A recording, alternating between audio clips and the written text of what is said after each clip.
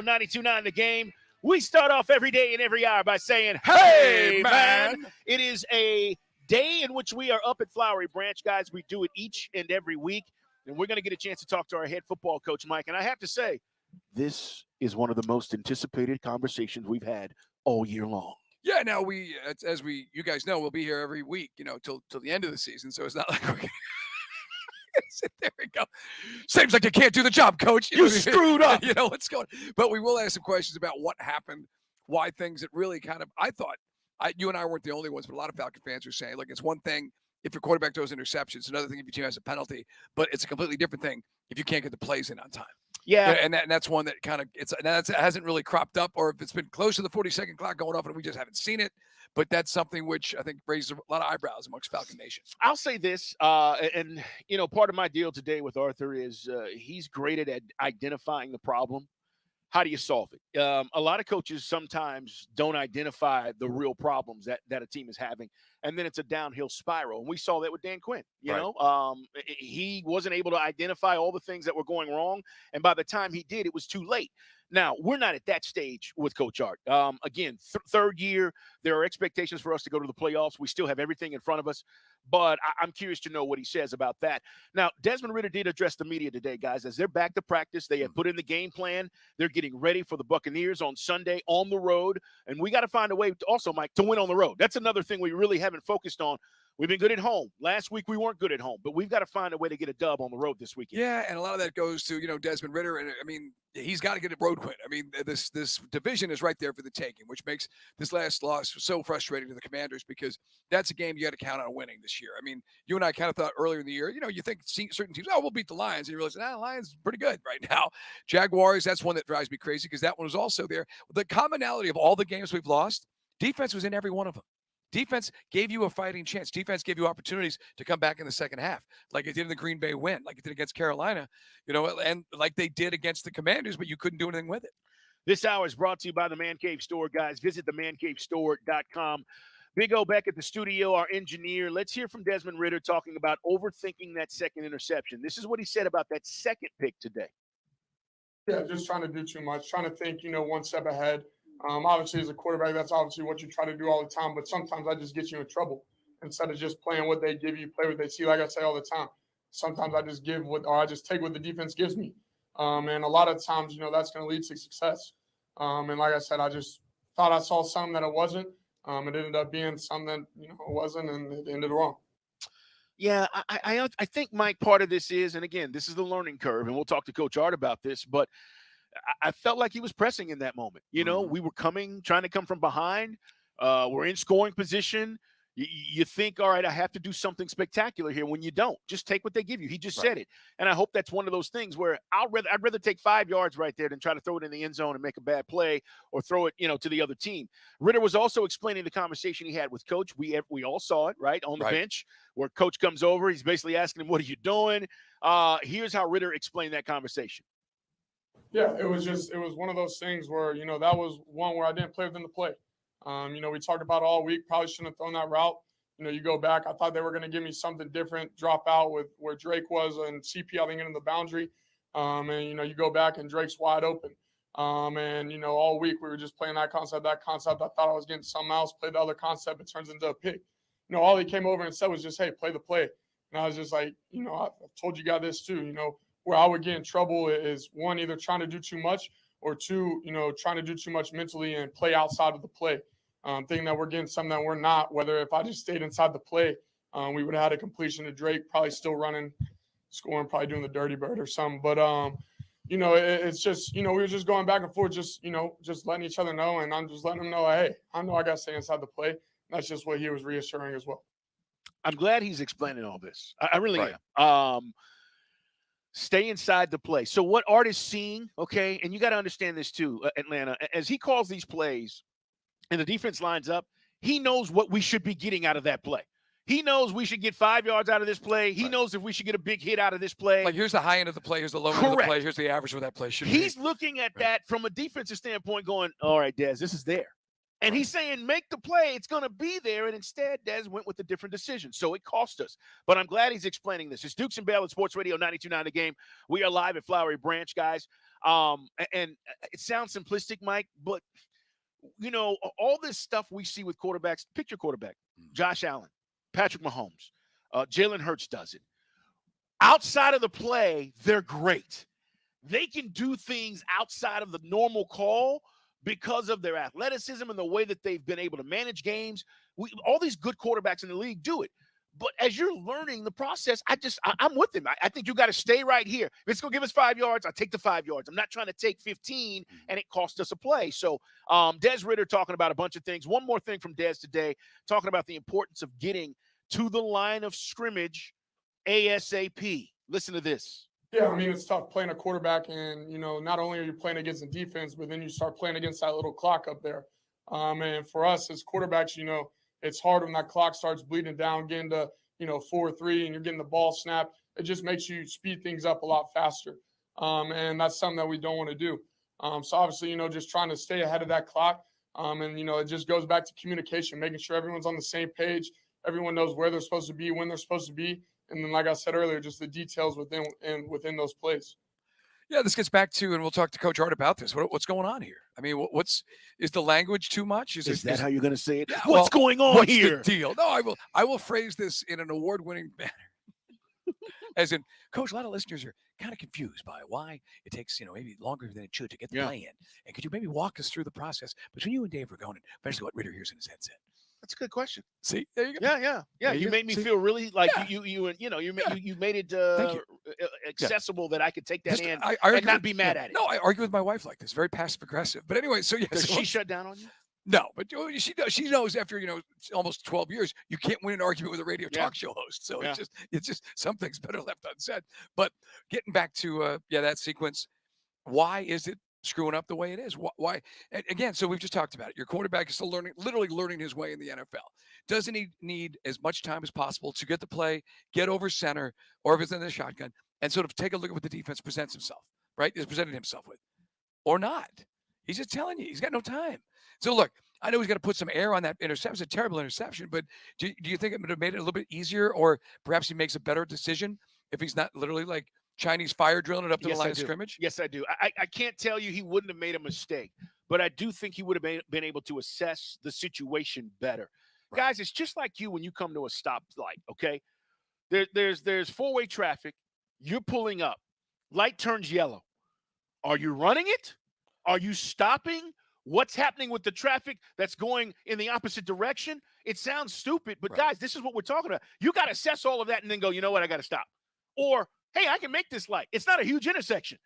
Desmond did not have time to do any of that on that particular play. He got up there and it was like, let's go, we got to snap the ball because you would just use a timeout. Right. And so it just when things aren't going well, and as we said, this was something that is kind of a new wrinkle. And just when you think you've had things that over the course of being a Falcon fan over the last 5 or 6 years that aggravate you, here's a new chapter. So this is one that has got a lot of folks fired up, and that's why we're curious to see, as much as he's can tell us about why things happen like that. And hopefully it will never happen again like that. Well, no, I mean, listen, he's going to get better. And let me say this too, because I know there's some guys, and a lot of you are listening and like, I still don't believe Dukes and Bell. It ain't going to happen. I don't necessarily believe in Ridder right now. I'm on the fence. I'm 50-50. I've seen some good and some bad. Last week, it took 2 weeks ago, big step forward. Last week, big step backwards.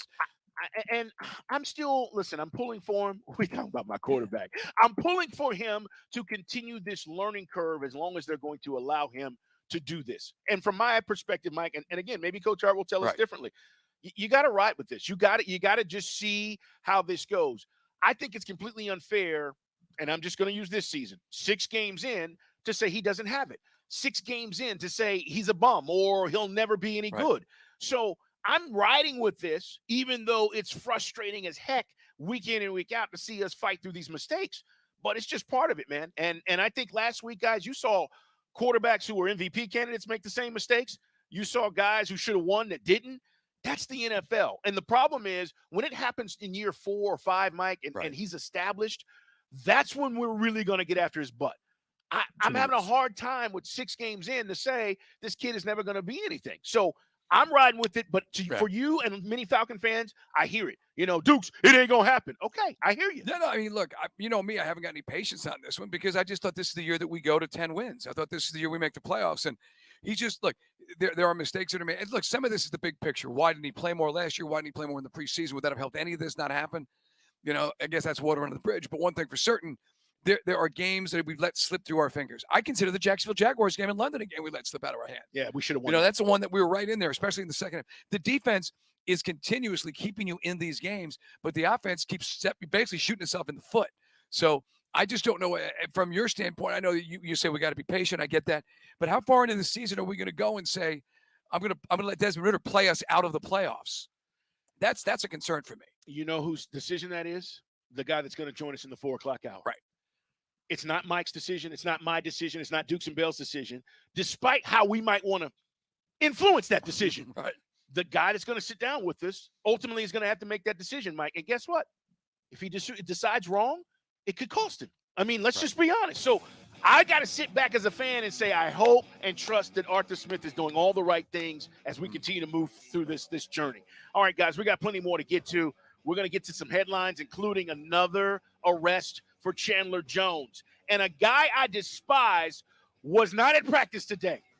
Not only was he not at practice, he wasn't even in the city that he's supposed to be in. We got to talk about it. We're live at Flowery Branch. It's Dukes and Bell on Sports Radio 92.9 The Game.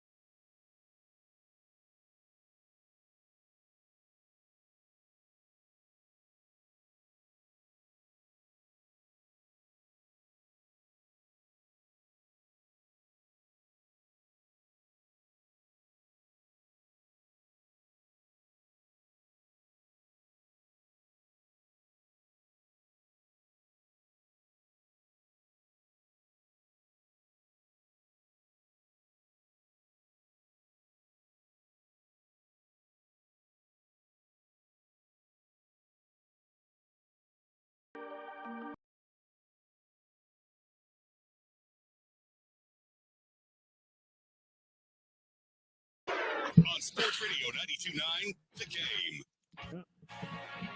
This hour brought to you by the Man Cave Store. Visit mancavestore.com. They've got everything you need this football season, guys.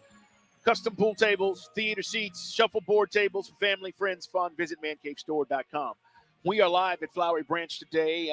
We get a chance each and every week to come up Ticketmaster Studios and get a chance to visit with our head football coach. We're also going to talk with Richie Grant today a little bit later on in the show, so stick around for that. Mike, a few things going on around the NFL, and before we get to some headlines, first thing is Roger Goodell got a new deal. So for 3 more years. Didn't he just get another deal like 2 years ago? It felt like it. It feels like every year he gets one. Right. So 3 more years, at least, if not longer, we're going to see Roger Goodell will be the man in control. And guys, again, this is not a player vote. This is certainly not a coach's vote. This is the owners. And the owners feel like he's doing a great job. The game's expanded. They continue to make money. Roger Goodell is going to be considered or still sitting in that commissioner seat for the next 3 years. Guys who run successful companies make big bucks, on Wall Street. It is what it is. Same thing, and you just laid it out. I mean, if there's a chart of our NFL growth, it's a rocket ship to the moon. It is. And you talked about expanding the brand globally and all that. So it's like the top 25 or top 30 TV shows or NFL games. So, and it's hard to wrap your head around that number, but he's making more than Jamie Dimon makes to run JP Morgan Chase, because he's had a couple better years than Jamie Dimon. That's true. If we're honest. Yes. Also today, and we just were talking about this amongst ourselves. So Browns quarterback Deshaun Watson not practicing today. He did not play last week.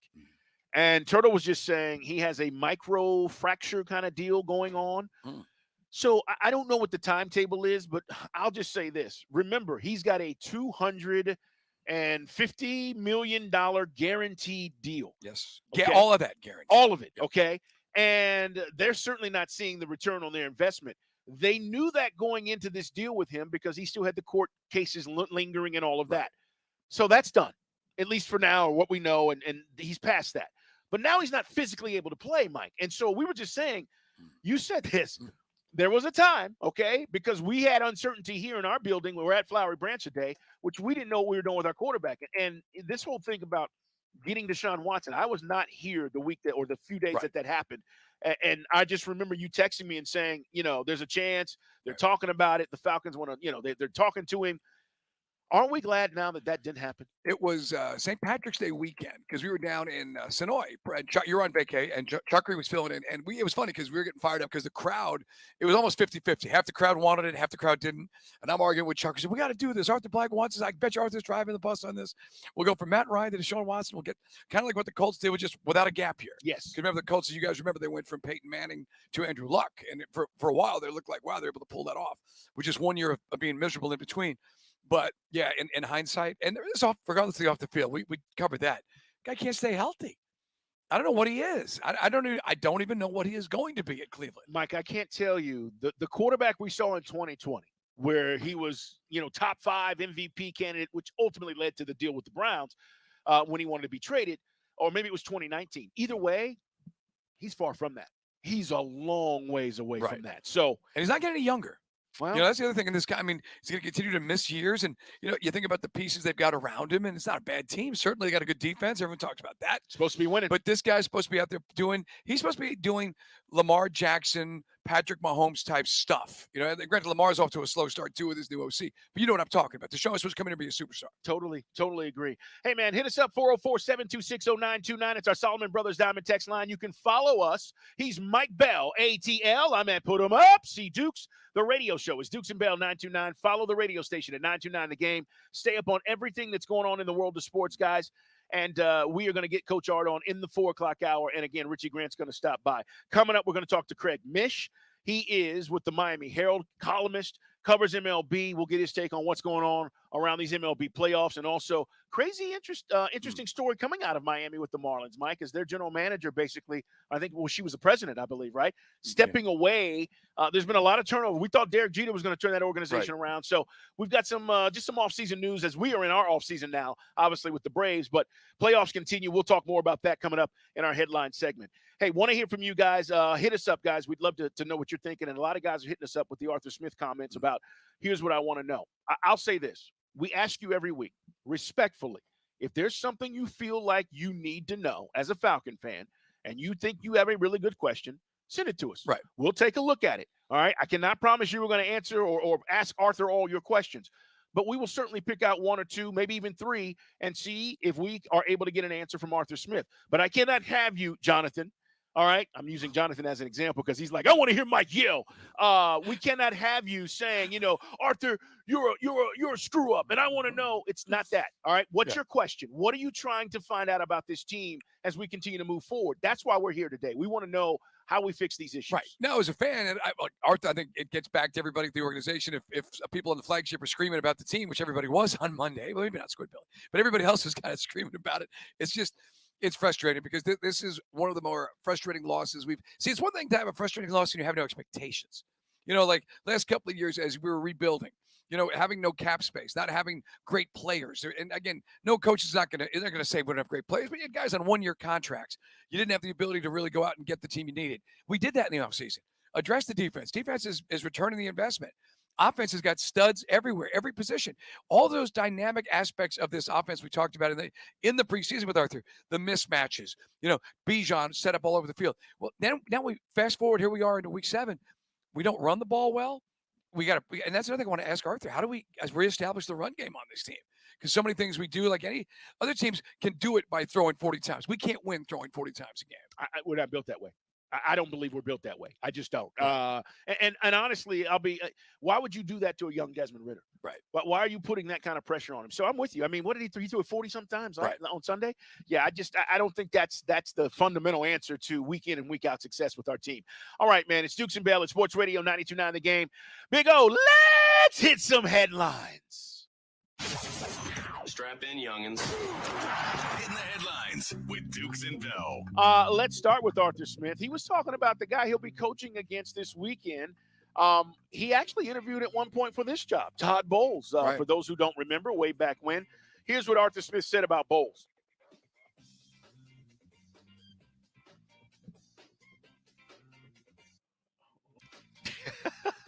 I think it's just a little bit, sorry about that. Our scheme in Jacksonville, Mike Caldwell. I think Todd's. I always think it's a sign of a great coach. The guy that's continued to evolve. Some years and it's looked a lot different than others, and what he's trying to attack you with. So there's a lot of respect. I mean, I just think going back to things that he did in Arizona, over a decade ago, he did in New York, and then what he's done in Tampa. So he's, I think, one of the better defensive coaches in this league. Yeah, and, Mike, Bruce Arians, BA set this job up for him, literally handed it to him. We know it's changed. No Tom Brady. They still have a lot of pieces on defense, but literally he's set up for success. This was not a situation where Todd Bowles was getting a blank team. He got a team that could still win if he was able to put it together. But Arthur Smith's respect comes from the offensive side and going up against those defenses over the years. We'll see how we try to attack Todd Bowles' defense coming up this weekend.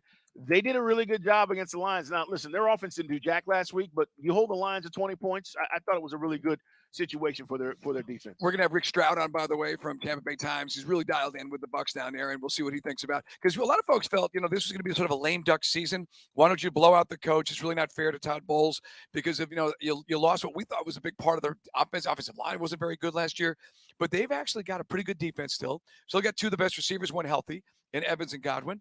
And Baker, I think, you have good days and bad days with Baker, but he's certainly better than what Trask, is it Kyle Trask from Florida? Yes. Right, would have been. So, yeah, it's a road game. And until Ritter shows you can win a road game, it's still, that's a big if for us. But these are the games we've got to win. This division is up for, it's almost a carbon copy of last year, just saying Tom Brady. This division is totally winnable. Saints look beatable in every game as they kind of do what we do. They grind through their games and they don't look impressive at times. I agree. And I've seen, I'm watching the Saints through the other lens. Right. They're okay. They're not a juggernaut. Okay. Nope. This isn't Drew Brees' New Orleans Saints. So I'm not as concerned as many people. Oh, the Saints. I'm with Mike. I think this is wide open. We'll see, but we got to win on Sunday first to get a second division win. Meanwhile, let's hear Kirby Smart talk about the timetable to bring Brock Bowers back. Philosophically, to get healthy, you need to get back moving that ankle as soon as you can. We are trying to get him back healthy. There is no timeline for when he comes back to play. The timeline is when he's healthy. There you go. 4 weeks, some people say. Now, I know we've talked about Amari Mims. There's another tight end that actually had the surgery early this year, one of the backups. So it's, I don't think many of us were familiar with the tightrope surgery, but now it seems to be one that they just zip in, zip out, literally. And if he's going to play, by the way, I want to address something real quick. We were talking about this yesterday. Yeah. I wasn't trying to be like a muckraker about Bowers not playing after he comes back from the injury. I'm just saying there could be guys in this college football world who might say, I'm all planet at tight end. I'm going to get paid. I'm maybe just, you know what? Maybe I step away.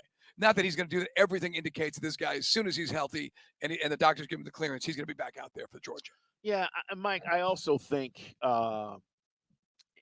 in this day and age to not think about two parts of this. One is people want to say, well, Dukes and Bell, these guys are making so much money in NIL. Mm-hmm. He can come back and he's still doing well. It's not pro money. It's not the NFL. Deion's been saying this. Like, we can talk about NIL all we want. And I've told you guys, there are not players out here that are making, $7, $8, $9 million. There are a few players who may be making $1 million, but it's far few in between. And so I'm with you. I mean, look, if I'm his dad and this happens, I'm like, Brock, you've had 2 incredible years. And 2 rings. You are a national champion. Right. And you are still considered to be the best at your position. If your goal, son, is to play in the NFL, we have to talk about this. There's nothing wrong with that. That's not disrespecting Kirby, the program, or anybody on that team. It's where we are. And if anybody was in that position, I think you have to have that conversation. And if Brock says, Dad, I want to play. Okay, well, go play then. But if not, I support it, man. I support him saying Georgia has been real. I'll be there on the sideline for whatever else is happening this season, but I can't risk my future after what just happened. Yep. And according to everything we're reading, again, we're not orthopedists. We just talk about it. But it seems like the tightrope surgery does give you full range of motion, no big issues, and guys are seeing results with it in college and pro. But still, just a thought that, hey, we just laid it out. There's a scenario. He's already accomplished 2 championships, and this guy would be maybe top 5 pick in the NFL. Craig Mesh is going to join us. We'll talk some baseball with him. You talk about the bats being hot. 10-0 last night. I tuned in. It was 10-0. I tuned out. 10-0. The Phillies beat the D-backs. We'll talk to him about these series coming up. I do want to mention James Harden was not at practice today. He's not in Philly. He's in Houston. And I know what he likes to do in Houston, Mike. It's called strip clubs, okay? And buffets. So James Harden is trying to force his way out of Philly. There's been no trade. He wants to be traded to the Clippers. He's not been a distraction. I told Jason today, he hasn't been a distraction until today. Right. Season starts Thursday for the Sixers. Called the GM an idiot twice. Now he's just trying to leverage a trade. But again, if you don't do it right, then Embiid says I'm out. This dude, I'm telling you, man. I'm telling you. All right, we're coming back. Cancer. He's a cancer, Mike. Hey, headlines brought to you by our friends at ATL Live Well. Low testosterone doesn't have to keep you down, guys. Call ATL Live Well today. We're coming back. We'll talk baseball with Craig Mish next.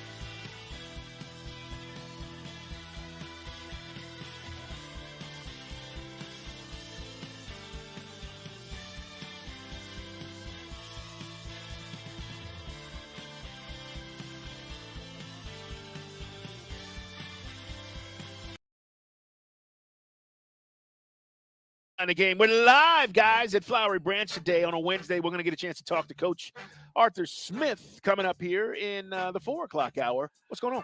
Oren playing the old theme to when you were a kid, when the TV stopped at Channel 13 and there was no ESPN. This is how you got your highlights, man. This is it. How about that? Remember, Bill Allen, This Week in Baseball. And it'd be like the Braves highlight would be like, Phil Negro with a complete game as the Braves lose 3-2. It's true. Biff Pocaroba with a snappy home run. If your team was really bad, you're always hoping to get maybe one highlight on This Week in Baseball. Yeah, it's the only thing you had to look forward to. Craig Mish, he is a guy that covers baseball, Miami Herald columnist, MLB Network contributor. We love talking with him, and he joins us on the wadeforward.com hotline. Craig, first and foremost, thanks for joining us. For us here in Atlanta, our hopes got dashed here, and we've been disappointed now for, over a week because of what happened with the Phillies. But I just said this to Mike, watching last night, I don't know if anybody's beating this team right now. I mean, they're just super hot. They're scoring runs in bunches. All their star players are playing like stars. And this is the thing. As the postseason starts, we always talk about playing, getting hot at the right time. You've seen it time and time again in Major League Baseball. Anybody beating these Phillies? Hold on a second. I thought I was coming on the show with Mel Allen and the opening of baseball. We were going to talk about Ken Oberkfell and Bob Horner and Bruce Benedict. Very nice. And the Atlanta Braves on TBS tonight with Brad Cummins and the guys at 7:37 Eastern. I thought that's what we were doing here on the show, no? It's more fun than talking about these stinking Phillies. But I know one thing we did say, and I don't know how you feel about this, the 21 Braves team had such swagger and attitude, and it seems like the Phillies had it a little bit last year, but have it in just, I don't know, in bunches this season. Yeah, no, thanks, guys, for having me. I mean, obviously, a big fan of watching Braves baseball when I was a kid growing up. Look, I think, I went to Philadelphia for the wild card series when the Marlins played the Phillies, and guys, living in the South like you do, like I do, I went to the University of Florida, as we talked about. I just have not been in an environment that felt like a college football game that really resembles what Citizens Bank Park is in Philadelphia. And maybe people will tell me I'm wrong, and the team is great. I get that. And it takes nothing away from Truist or anywhere else. It's just that it's such an overwhelming environment to have to be the opponent. It is very intimidating. And the other part of it is in that ballpark, 99.999% of the fans are Phillies fans. Like, there's no fans of the other team. Now, look, I was going up there with the Marlins, so, okay, a little bit different, true. But it is a dominating squad. Once they're up, it's hard to get them. And to me, they have to be the favorites to win the World Series at this point. It is our guest, Craig Mish, joining us here on Sports Radio 92.9 The Game. As we talk about that series, we're seeing total domination right now. Maybe that changes when they go back to Arizona. What about the other series? The Rangers, a pleasant surprise so far. Yeah, look, credit to them. They got hot at the end of the season. They played very well in the playoffs thus far, and they've taken it to Houston. The Astros, for whatever reason, can't win games at home. I'm not really sure why that's happening, so maybe them getting on the road would be better for them. It's a narrative they'd like to push. I don't know if it's realistic. That series, I don't think is over. I still think Houston has a chance to come back. They've been tested before in these spots. They've been down in series in these spots before. And, certainly they still, to me, have some unbelievable hitting there. Jordan Alvarez gets a chance finally to face off with some right-handed pitching tonight in Max Scherzer, so maybe that changes the dynamic. And I don't really know what to expect from Scherzer either. So something tells me Houston is still in this thing. The other series I do think is over. I think Philadelphia is going to beat Arizona. Yeah, we're kind of resolved to that one as well. It is Dukes and Bell here live from Falcons headquarters. More on the Falcons coming up. We're talking baseball. One of our favorite guys, Craig Mish, is with us from down in South Florida. Hey, what happened with the GM? Kimming was doing a fantastic job. You guys go to the playoffs. Obviously, didn't last very long, but seems like the residue of Jeter was all gone, and things were going the right way. And then what happened? Why did she leave? Did they add a layer of more control over her that she didn't want to be a part of? Yeah, I mean that's pretty much sums it up. I mean she was given an opportunity to stay. She had a mutual option on her contract, and essentially decided she did not want to exercise that when she was told that there would be somebody else that would be coming in to operate the organization. And look, that's well within her right. The team did have a great season. They made the postseason, and she definitely deserves a lot of the credit for that. She deserves a ton of credit. for also hiring Skip Schumacher as well. And I think that Schumacher really, in the end, kind of put the team over the top. I think they made the postseason because of him. I mean, statistically and metric-wise, the Marlins did not resemble a postseason team, and somehow they got in there with the negative run differential and everything else. So I definitely think that that's part of the equation. Guys, in the end, it just appeared that being that every organization, not every, but a lot of organizations have presidents and then they have GMs, and the job is just so enormous that essentially they wanted somebody else to come in and handle some of the other areas that the organization operates, such as domestically with player development and some drafting and the international draft as well. They just spent a lot of money on this new place in the Dominican Republic. The gentleman who was running the area for international scouting, Dominican Republic guys, just left or is leaving the organization, and the owner wanted to bring in, I guess the owner wanted to bring in somebody else to make those decisions, and Kim, I guess, wanted to be that person, and that didn't work out, and now Kim is a general manager, free agent. Craig, we've talked a lot this postseason, as it seems like we always do, about the umpires. We just had on Hall of Famer Tom Glavine. We were talking to him about the pitch clock. And one of the things he said yesterday to us was, he hopes that we don't go to this automatic, computerized umpire where he's calling balls and strikes. He doesn't want that taken out of the game. But yet we are always seemingly complaining about the umps in these playoffs and how these games are called, and even with reviews and replays. And I'm curious to know, through your conversations with GMs and folks around baseball, what are you hearing? What ultimately are we going to go to? Because these robot umps are coming. Yeah, no, they're coming, and Tom wants that call off the left side of the plate too. He does. He starts getting that at the beginning of the game, and then he's going to have a great day. It may be a ball, it may be a strike. It just depends on the umpire. Right. So I understand his perspective. That's why he's in the Hall of Fame and one of the best pitchers ever. But Tom's going to be wrong. I think. I think the robot umpires are coming. I guess the commissioner said that it would not be next season. So when I hear that, my spidey senses pop up to tell me it's in 2 years from now. That's what I sort of feel. For somebody, he could have said 2 years, 3 years. He just said not next season. So I think it is coming. And look, we've in baseball, we've debated all these new changes, and we've talked about it. I go, oh my gosh, this pitch clock is terrible. The runner on second is terrible. I think they're all great. It's been a great season. The games have been shorter. I appreciate going to the ballpark and not sitting through 15 innings anymore. I think that's fantastic. And so, yeah, I think the robot umpires are coming. And the only thing that I would like to personally see get rid of is like the position player stuff, because I think that's what's keeping these games going long in the 8th inning and the 9th inning and stuff like that. I know there's new rules in play now, but that's the only thing I'd like to see go away. Craig Mish with us, guys, on the waitfor.com hotline, MLB Insider. Yeah, that's the thing. And just to double down and ask a question about the umps, I know that years ago, I guess it's almost like 25 some odd years ago, they went on strike and basically they said, okay, you're all fired. And then they brought some back. And it just seems like the umpires, Craig, have gotten that. They've worked their way up again where now they feel like they're beyond reproach. And Angel Hernandez is one guy who comes to mind. I know he's already sued Major League Baseball. That case got thrown out. But it just seems like there needs to be more accountability with some of these umps who actually feel like they're the show. CB Buckner comes to mind. Yeah, look, there's always going to be some. I would say that it's a small percentage that are like that. I'm not really sure why some of them have that attitude. And look, it happens a lot. We all point it out. And in the days of social media, unlike 20 years ago, 30 years ago, we're now seeing the umpires graded in their scorecards, and some of them just look awful. And then the other part of it is when guys get thrown out of the game, again, we're seeing it all over social media. People are posting it all the time. So they obviously are going to have to change their ways. It feels like there's just been so ingrained in the sport, and they're on like this lifetime scholarship. I think we all asked the question about Angel Hernandez and CB Buckner, and I guess and someone like, how is this still happening? I mean, obviously their union is just so strong.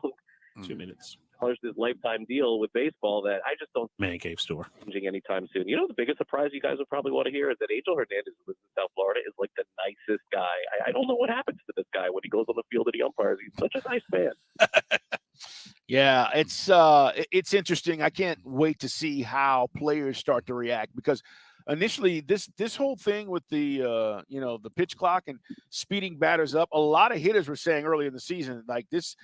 In theory, it's working, right? But now you've asked me to change my whole routine, and you're speeding the process up. It was interesting to hear from players talk about it, but then by the end of the season, nobody was saying anything. So we're going to see where it goes. Nobody. Yeah. Craig, what about the University of Miami? What's going on down there with their issues? I think they lost their mojo when they lost to Georgia Tech, and how that all played out. And then they lose to North Carolina last weekend, should I say. What's going on with the U? Why would you say they lost their mojo after that game against Georgia Tech? I mean, I'm joking. Of That course. was the biggest debacle of any game I've seen in decades, maybe, in college football. I don't know if I'm a prisoner of the moment or not. Now, listen, to be clear, I am a graduate of the University of Florida. I'm a Gator, so I can speak impartially to a degree on the University of Miami, although it is a little bit of a rival. I'm living in South Florida. But, look, Mario Cristobal was given $80 million and couldn't take a knee. There's just no excuse for that. I turned the TV off right before that guy ran the ball and fumbled. I'm like, all right, this game is over. And then I saw what happened, and I had to tune it back in. I think you're absolutely right. Fans in South Florida, things that were coming out of Coral Gables were like, oh, the players are going to rally around this deal with Georgia Tech. They're going to go to North Carolina, and they're going to beat them. And that didn't happen. Right now, guys, they're an average team again in college football. They're an average team going to play in a December 27th bowl game, not on the 1st. And the notion that anybody can get the U back to where they were 15, 20 years ago, it is time to give that up. It is not happening. We joke around, they've run out of prodigal sons. I mean, there's only so many you can bring through Coral Gables and not get the result. Real quick, Florida Gators, will they have anything for Georgia in the cocktail party? Everybody's off this week in that rivalry, but back to work on Saturday down there in Jacksonville. Yeah, I mean, what a win last week. I mean, Georgia just it seems too tough. I mean, I know obviously the loss of tight end, and that's a big loss for Kirby, but I mean, the Gators probably going to be at least what? Are they going to be 2 touchdown underdogs in this game? I mean, it's going to be a lot. I mean, I hope I no one wants to hear it in your area. I mean, obviously I'm the Gators, so I hope the Gators win. But for the first time, I would say it felt like Billy Napier felt like the right coach at the right time for the Gators in that win last week. Maybe that's something that they can push on to, but clearly Napier brought in to have this high-powered offense, scoring 4 or 5 touchdowns a game. Hasn't really happened all that often. Maybe this is the start of something for them. I guess we'll see. Craig, always a pleasure to talk with you, my man. Thank you so much, guys. Again, he covers MLB, columnist for the Miami Herald down there, and contributor to MLB Network. Hey, man, enjoy the rest of the week, and we'll talk soon. All right, guys. Thanks for having me. Cool. Absolutely. Craig Mish joining us here. We're live at Flowery Branch, guys. Coming up, we're going to talk about what else is going on around the NFL. Bunch of injuries to report. Also, Derek Carr apologizing for an outburst that he had. And we are taking your questions. People hitting us up on Twitch and YouTube as well as they're watching the show live from Flowery Branch. Jason was just saying people asking a few questions that they want us to ask Coach. Also, Turtle has put that out there on Twitter. And so if you have something that is viable, okay, that's real, that you want us to ask Coach, send it. We're going to look at it, and we'll try to fit it in, all right, in the 4 o'clock hour with Coach Hart. Stay tuned. A lot more to get to here on Sports Radio 92.9 The Game.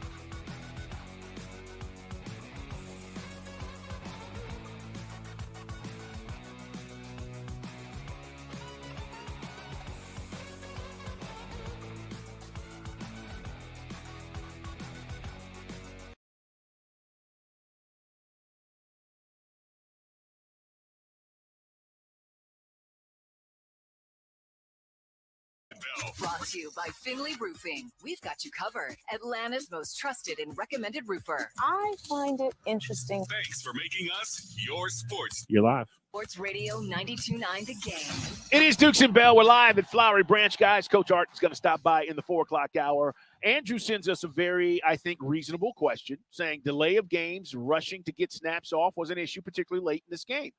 And he says there's a few players inferred in their post-game interviews, particularly Bijan Robinson.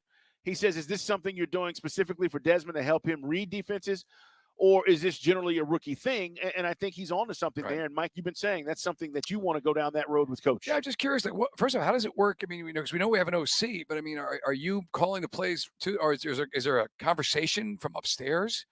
Because if it's you, we understand there's language. Some playbooks are, some of those play calls have, in some cases 10, 12 seconds worth of language. It really can be that much. I'm just curious why it can't be streamlined. And again, this is something, if the clock was ticking down, maybe we didn't notice it. This is the first time we actually had two situations. One where, again, you've got to delay a game inside, the 3-yard line, which is inexcusable on any level. And then you had the late in the game where you get the timeout because you can't get the play in after a spike play, and then later on the next results in an interception. It's frustrating. There's no doubt. And I don't know if there's one answer for what we're going to get from that question, but Andrew, we appreciate you submitting yours. You guys can find us, Dukes and Bell 929. It's out there, and let us know what you'd like to know. And again, we'll try to ask Coach and move some of this along to him. Also find Mike at Mike Bell ATL, and I'm at Put 'em Up. See Dukes in this radio show, Dukes and Bell 929. Again, we'd love to hear from you guys. Coming up, we're going to talk to Wes Matthews, Mike, of our Atlanta Hawks. Wesley Matthews is a guy that's been around the league. He's one of these veterans, shoots the three very well, and we talked about Patty Mills, right? And the fact that what are we going to get out of Patty Mills? You get experience. I think since Trey has been here prior to maybe his first year, and I'm trying to think back, was it Lynn who was the point guard when we drafted Trey? I'm trying to remember, but I'm thinking from a veteran, Jeremy Lin was here. Yes, from a veteran point guard standpoint. He really hasn't had that. And we've talked about it. When Trey leaves the game, a lot of times, who's the backup point guard and how does the offense work? You've got a couple of guys, and I don't know how Coach Quinn is going to do this with Quinn Snyder, but we'll figure it out with Wesley Matthews and, of course, Patty Mills. But, Mike, you've got veteran guys who can run an offense and can score. Yesterday, there was that big trade we talked about, basically Houston gets Victor Oladipo. There's like 4 teams involved, a lot of moving parts. The Thunder were clearing cap space at the end of the day. It was a Woj bomb in the middle of the afternoon. But, yeah, there's still some teams making moves. And now we're just waiting to see, as we said last hour, where does Daryl Morey send Harden this time?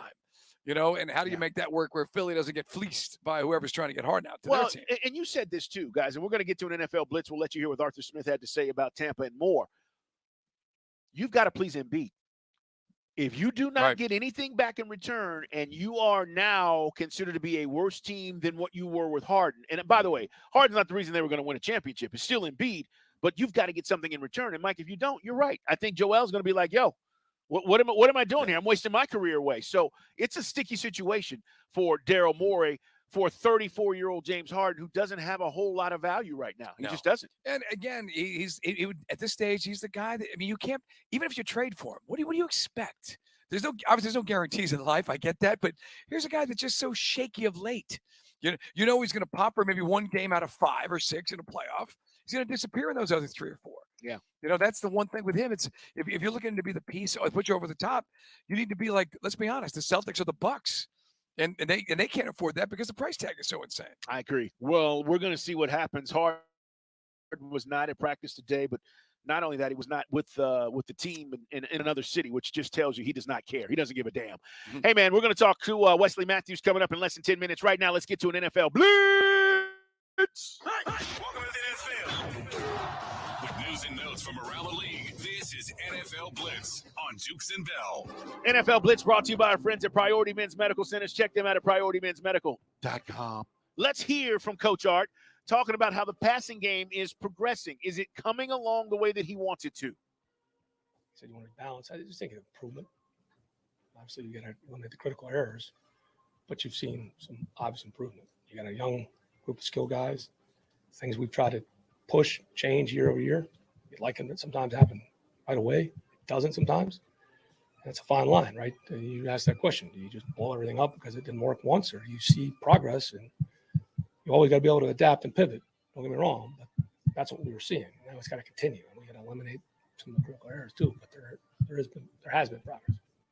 The from game one to what we saw 2 weeks ago, and even last week, again, Desmond throws for over 300 yards. It didn't matter, Mike, because within that 300 yards, there weren't those explosive plays that made a difference. There weren't game-changing plays, even though he threw for over 300 yards. If I told you guys after game one, hey, Desmond's going to have a few of these games and you're going to see an improvement in the passing game, I don't think many of you would have bought it. But I agree with Coach. The passing game has improved. The problem is the mistakes.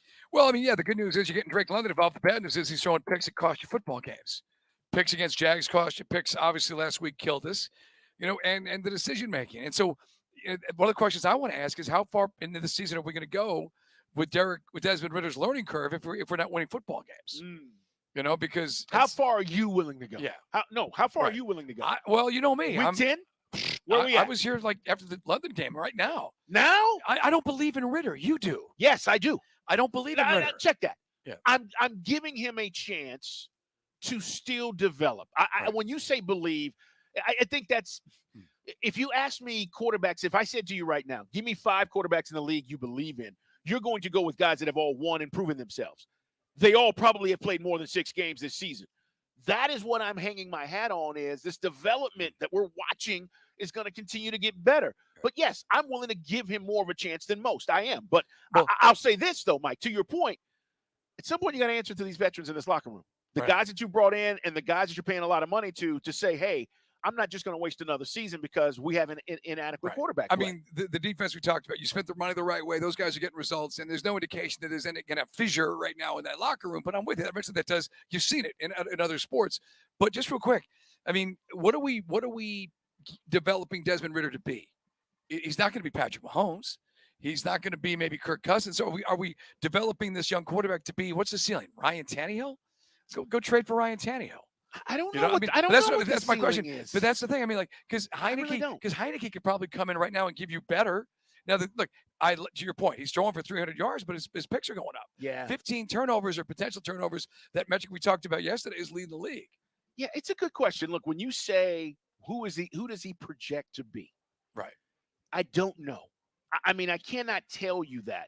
But I would also tell you that a lot of the guys that we're talking about, outside of the overall number one picks, part of the problem is we're having an issue saying he's going to be X because he wasn't a 1 or 2 or 3 pick. Right. Trevor Lawrence, a number 1 overall pick. You expect him to be doing the things he's doing.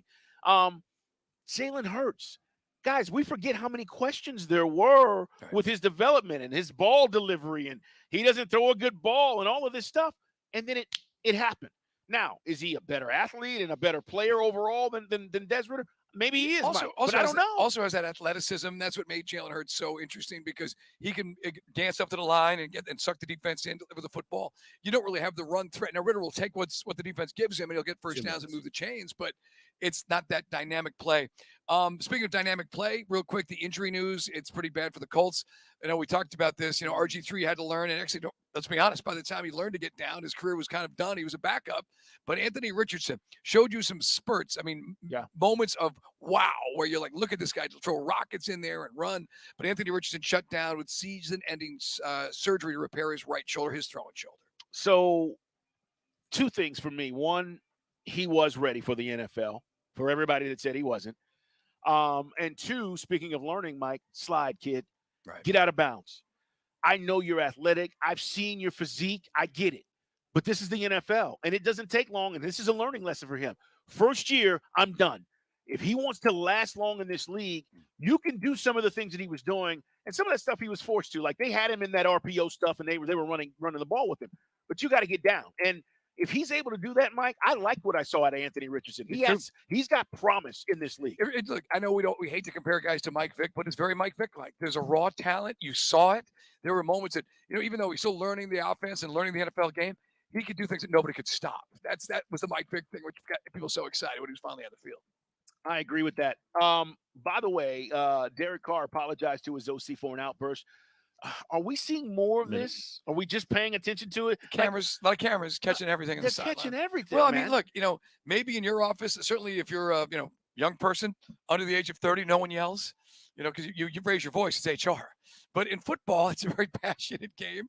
Guys get fired up, just like people making that federal case out of the Mac Hollins situation, right? Yeah. Over in London. It's no biggie, but Carr did feel that he would address that.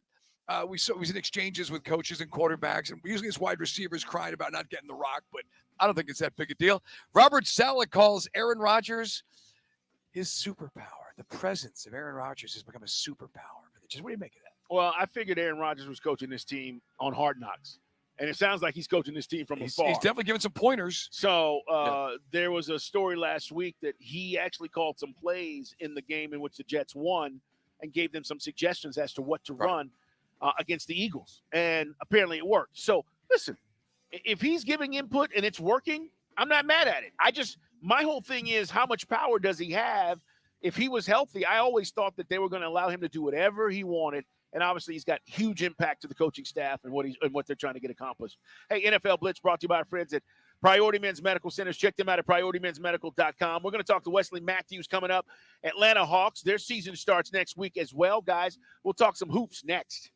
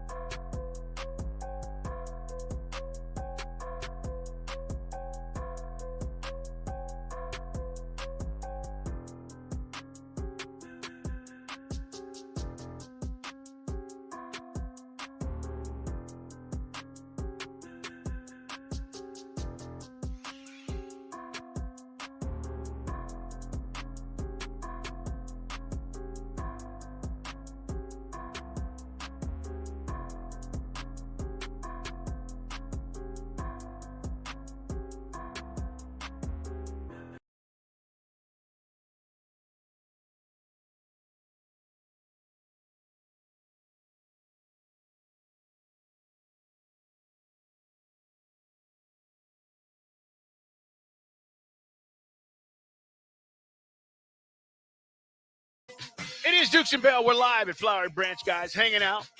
We will get a chance to talk to Coach. Appreciate all the questions coming in. And here's the thing, Mike. We have really smart, intelligent listeners.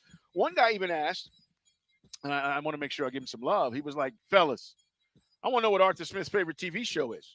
And I would love to tell you that he's going to tell us that, but I doubt he is. I don't think that's what he's into right now. You know what he's into? Football. But I hear you. And as we get to the off season and we're chilling mode right now, it's guys, it's all speed ahead. It is how do we win these games? How do we win this division? How do we get to the playoffs? That's it. That's all we're concerned about, and I guarantee you that's all this coaching staff is concerned about right now. They are not watching a replay of Game of Thrones, okay? So, I mean, you can't do football 24 hours, Carl. You have some kind of release. These guys do. I mean, remember like Steve Spurrier when Spurrier took the then Redskins job? Yes, I'll have to get myself a cot, sleep in the office. That's right. Like some coaches used to famously do. Well, yeah, you kind of have to burn that midnight oil. But we do appreciate the questions, guys. And some of these are questions we have asked the coach previously. True. But we do appreciate you throwing some at us. And we will certainly be asking about the process of getting the plays in. What's up with Desmond Ridder? What is his final pain threshold with Ridder? How many games are you prepared to lose as Desmond Ridder learns his job in the NFL level? That's one of the questions I'm going to ask him. I think before you go into every season, every coach and their staff says, what's the realistic number for us? They never tell the fan base, but they know it's, for example, for the Eagles, it was over 11 wins, Mike, because you had a Super Bowl team last year. For the Kansas City Chiefs, it's probably over 11 or 12 wins because you were the Super Bowl champions. For us, what was that number that they wrote on the big whiteboard and said, is this realistic with what we have coming in and how we feel about our team? Was it 9?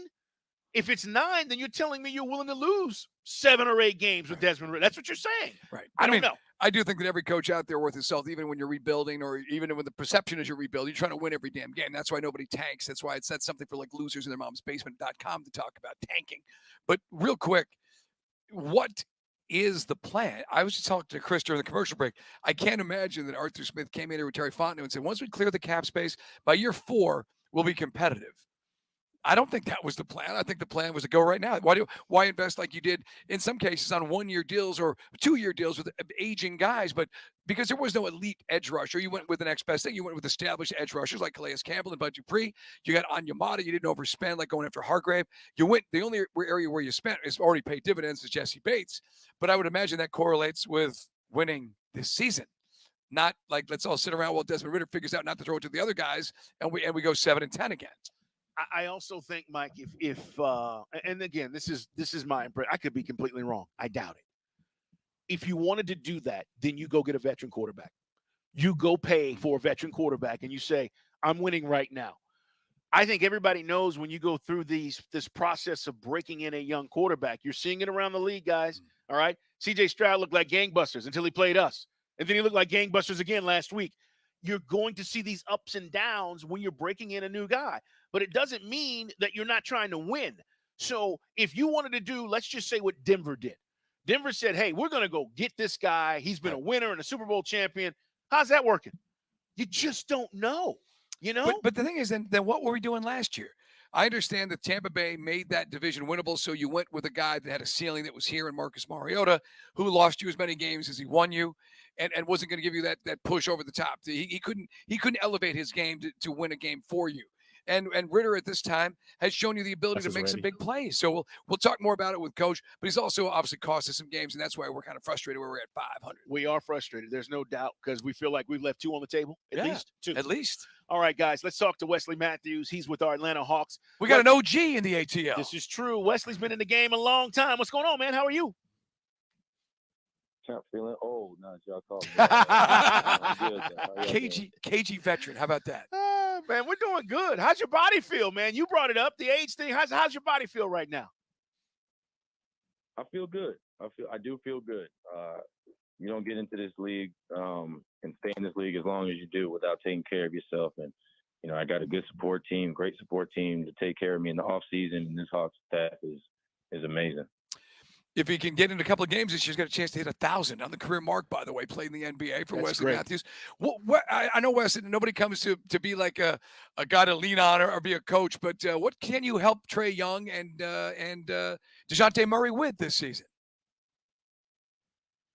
Just trying to take some of that pressure of leading and having to be such a, vocal leader, on the court leader, just really trying to make the game easy for them so they can just go out there and play, give some nuggets of wisdom that I've seen over the years.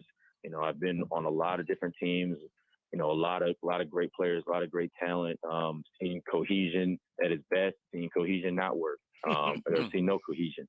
And, trying to just bring everything together, through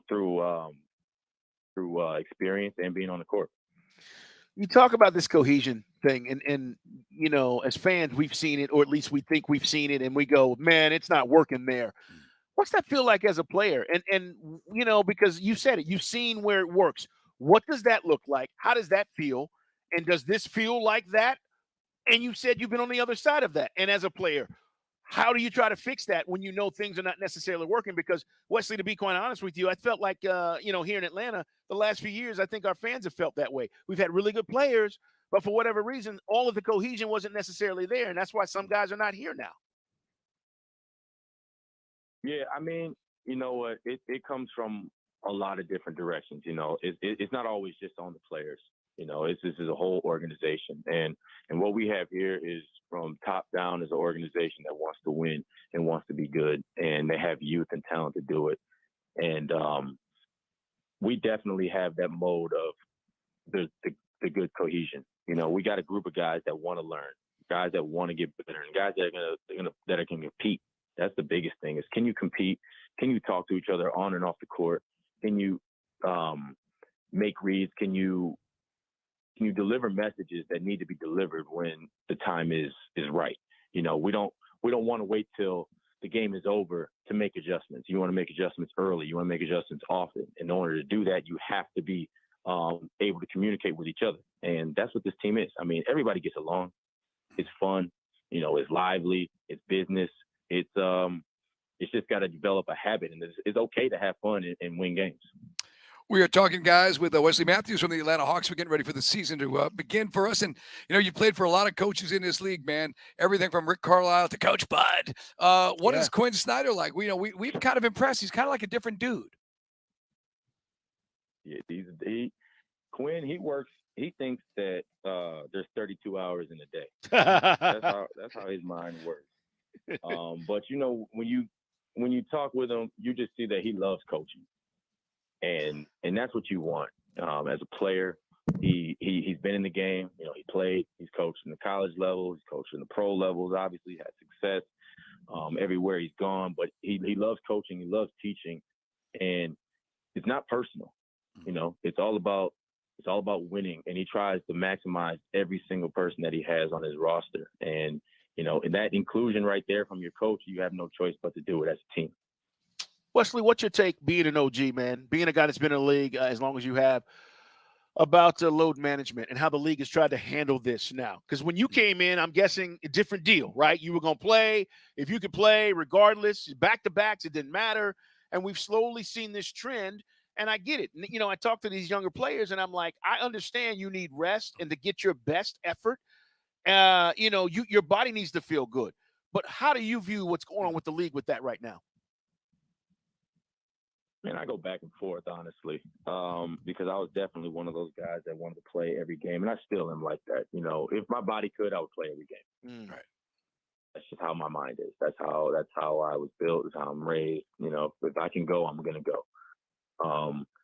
And doing so, I don't know if it was the reason or not. I tear my Achilles. I had tendonitis pain in my Achilles going into the game and all that kind of stuff. But, me being myself, I went out there and gave everything I had till I couldn't, and an Achilles goes. So I don't know. It's being smart. It's listening to your body. Yeah. Nobody knows your body better than you. And one more. That's really it. Wrap. I said, I go back and forth. I see both sides of it. Right. And the thing is, it's a league of stars, and so when we're in the East Coast and the West Coast teams come out, we want to see, you want to see those stars. Yeah. Especially as man, it ain't cheap. So that's where, but it's a great point though, Wes, that you bring up, because you're going to balance it. Sometimes you just can't go And, and the fans, have to deal with that. It seems like the last couple of years, maybe it's Pop's fault that it just kind of went in another direction. Yeah, I mean, like you just said, you want to see those stars. What happens if those stars get hurt? Now you ain't seen those stars for a year. Yeah. Right. Yeah. No doubt. And the league doesn't want that. Hey, man, we appreciate you stopping by, man. We wish you nothing but the best. Glad to have you here. I think you bring a lot to this team and, your maturity and the way that you handle your business over the years. So looking forward to seeing you down there, man. And good luck with everything. I appreciate it. Thank you. Thanks, Wes. Wesley Matthews here on Sports Radio 92.9 The Game. Yeah, man. And, it's kind of cool. We've had some of these dudes over the years, Lou, and sometimes it's the right dude to help. We do have a very young team. So, for years, we've had guys, Solomon Hill. Solo was a guy now that never really reflected on the stat sheet, but his presence was very important in that locker room and on the court. Hey, guys, this just in. Jets informed former Chiefs wide receiver and dog, Mecole Hardman, that he's being sent back to Kansas City in another late-round draft pick swap. So the Chiefs, we just talked about going to get another guy and a speedster. Yeah. There it is. There's a dude. I'm surprised they didn't get in the mix for Van Jefferson like we did. And that's a bigger target, but certainly Mecole Hardman knows Andy Reid's playbook. All right, coming up, Yeah Man, No Man, we're live at Flowery Branch. Coach Arthur Smith in the 4 o'clock hour. It's Dukes and Bell.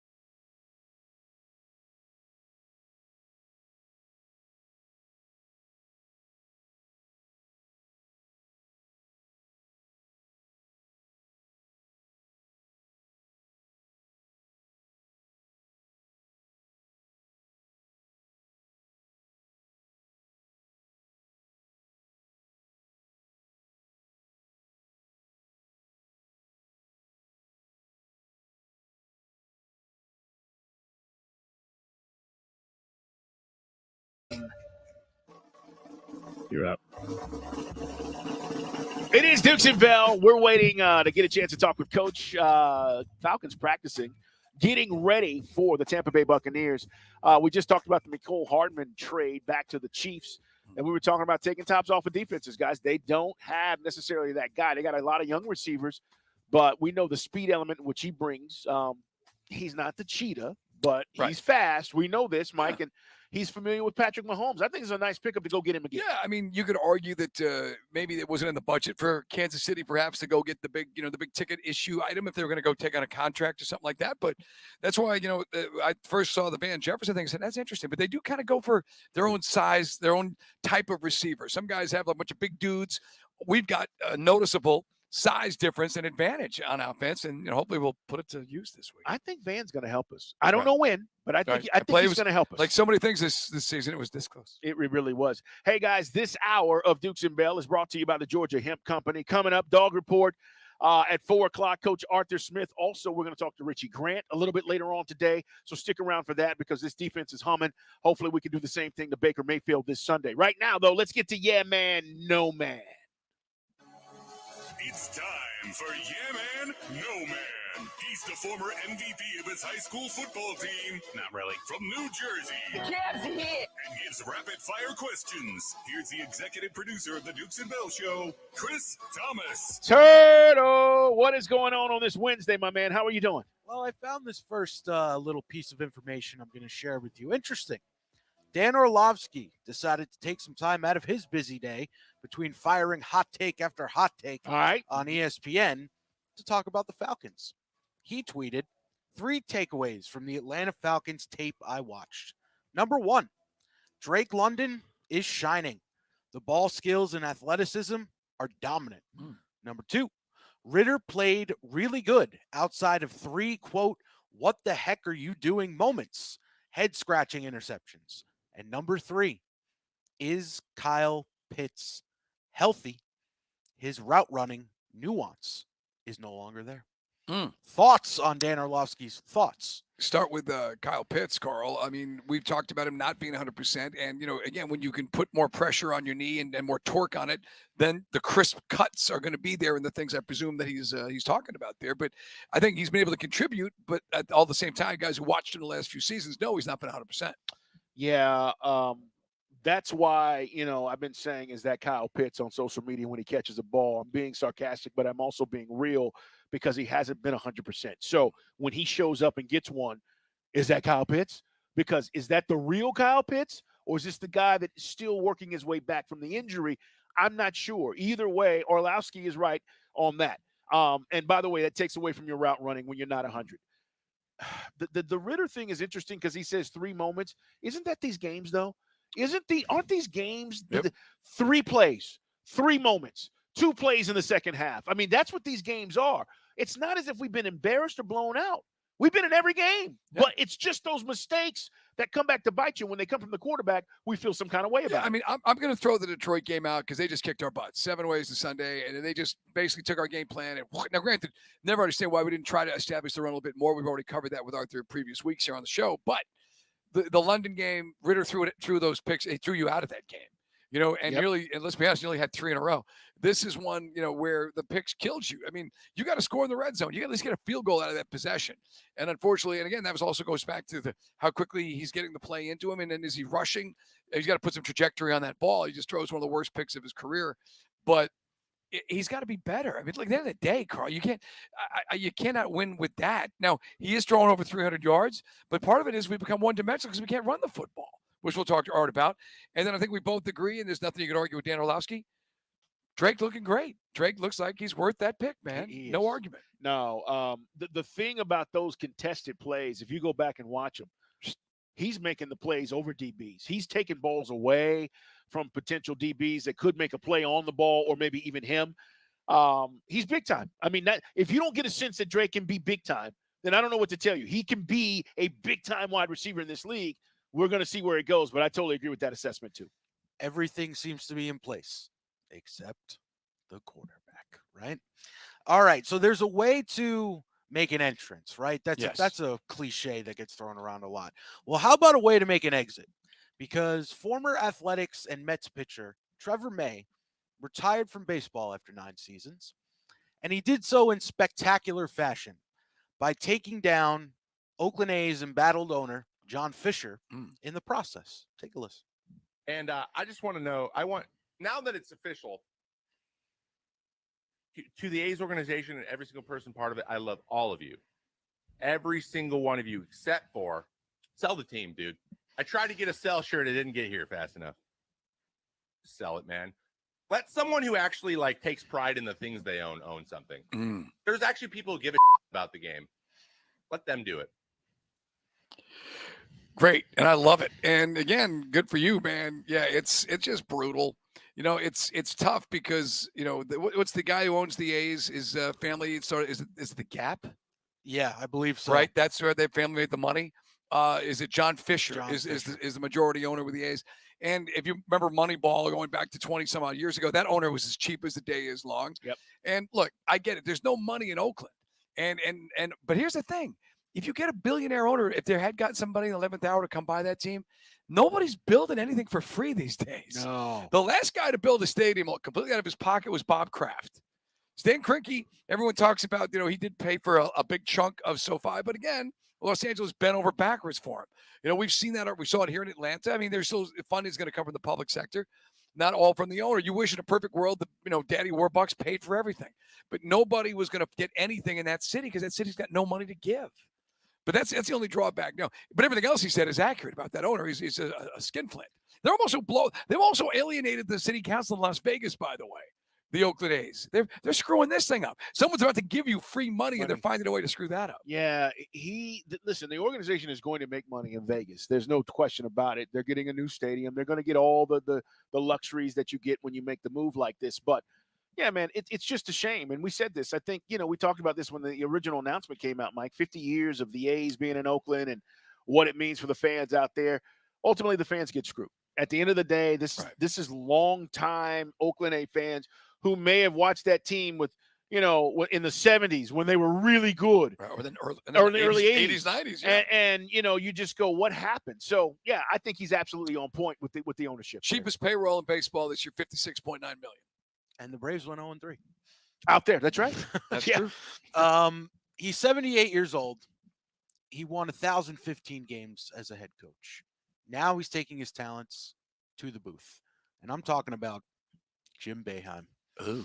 He is going to be an ESPN college basketball analyst, studio host, and in-game announcer this upcoming season. Not interested. Yeah, man. No, man. No. I don't even have a question. How the heck is that going to work with that crotchety old man? You just said it. He's prickly. That's you can continue to use the verbs and the adjectives to describe him.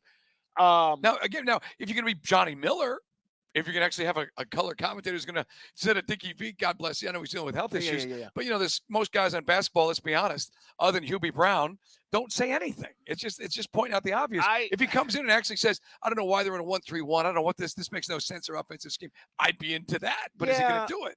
When you hear Jim Boeheim in conversations with other coaches, he can sound interesting because he's interested in those coaches and what they have to say. Maybe we get that from him as a broadcaster. But, yeah, I got to be honest. Like, Jim Boeheim, from a personality standpoint, he didn't move the needle. And at the end of this career, for those who don't know, he's going after the student newspaper for asking him questions. Yeah. Stupid. That's your question. That's the most important question you have. Stupid things at the end of his career when he shouldn't have even been concerned with that. It gets tough at the end. We've seen that with everybody. It's unfortunately, guys who don't, let's be honest, who goes out in a classy fashion, guys like Dean Smith. A lot of these guys hang on too long and they get ornery, and I think Krzyzewski did a nice job. Krzyzewski, some people can take or leave him, but I think, he knew when to get out of there as well.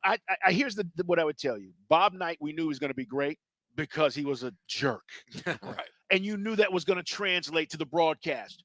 I don't know what Jim Boeheim is going to do that will make it more interesting of a broadcast to make me want to watch. Yeah. I always use Johnny. For those who don't know, guys who don't follow golf, Johnny Miller is the former announcer for NBC who had no problem taking down these rich, pampered golf players and just tell it like it is. Yeah. And I think that's what you're turning to. I think most of us, give me some real analysis. Don't sugarcoat it. Just tell it like it is.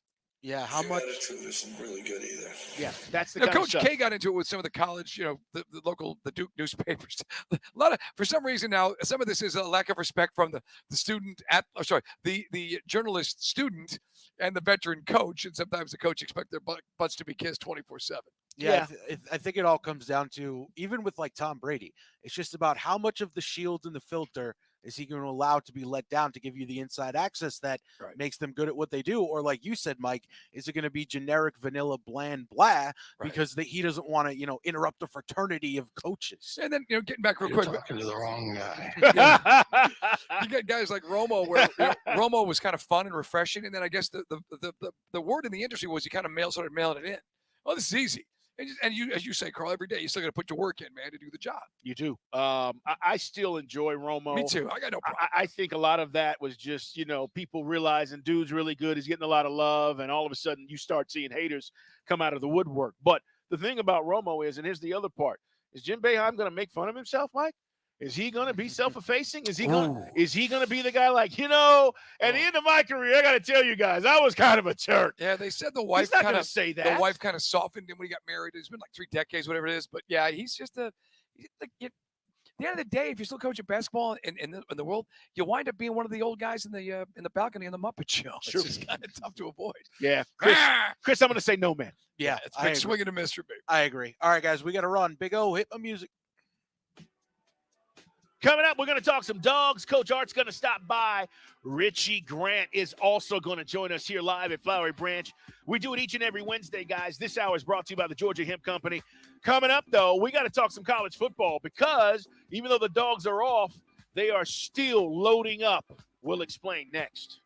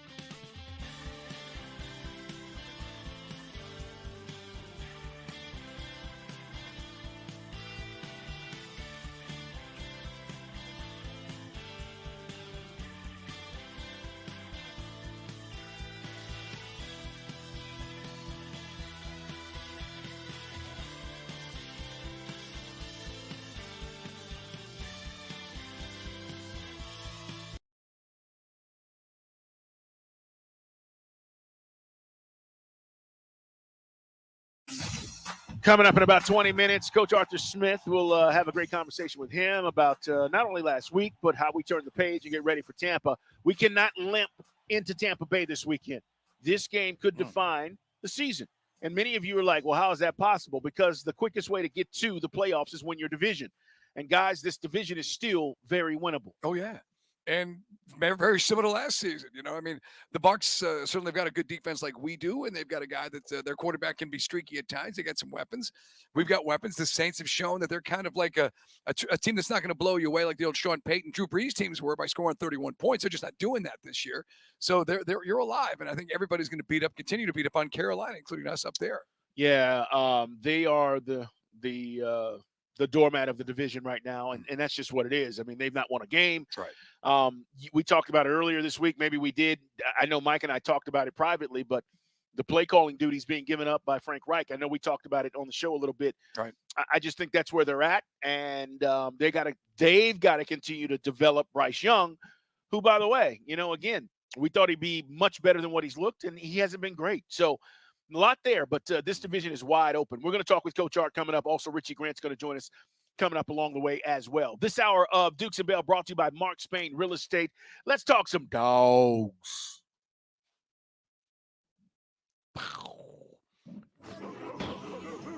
Dukes and Bell on the sidelines with the dogs. Let's start with Kirby Smart, because the big question, and I think people around the country are even wondering this, Mike, when is Brock Bowers coming back? Now, he had the surgery earlier this week. Listen, he's not Superman, okay? He's not going to be a week back. But Coach was talking about this. Here's what he said about the return and the potential timeline for Brock Bowers.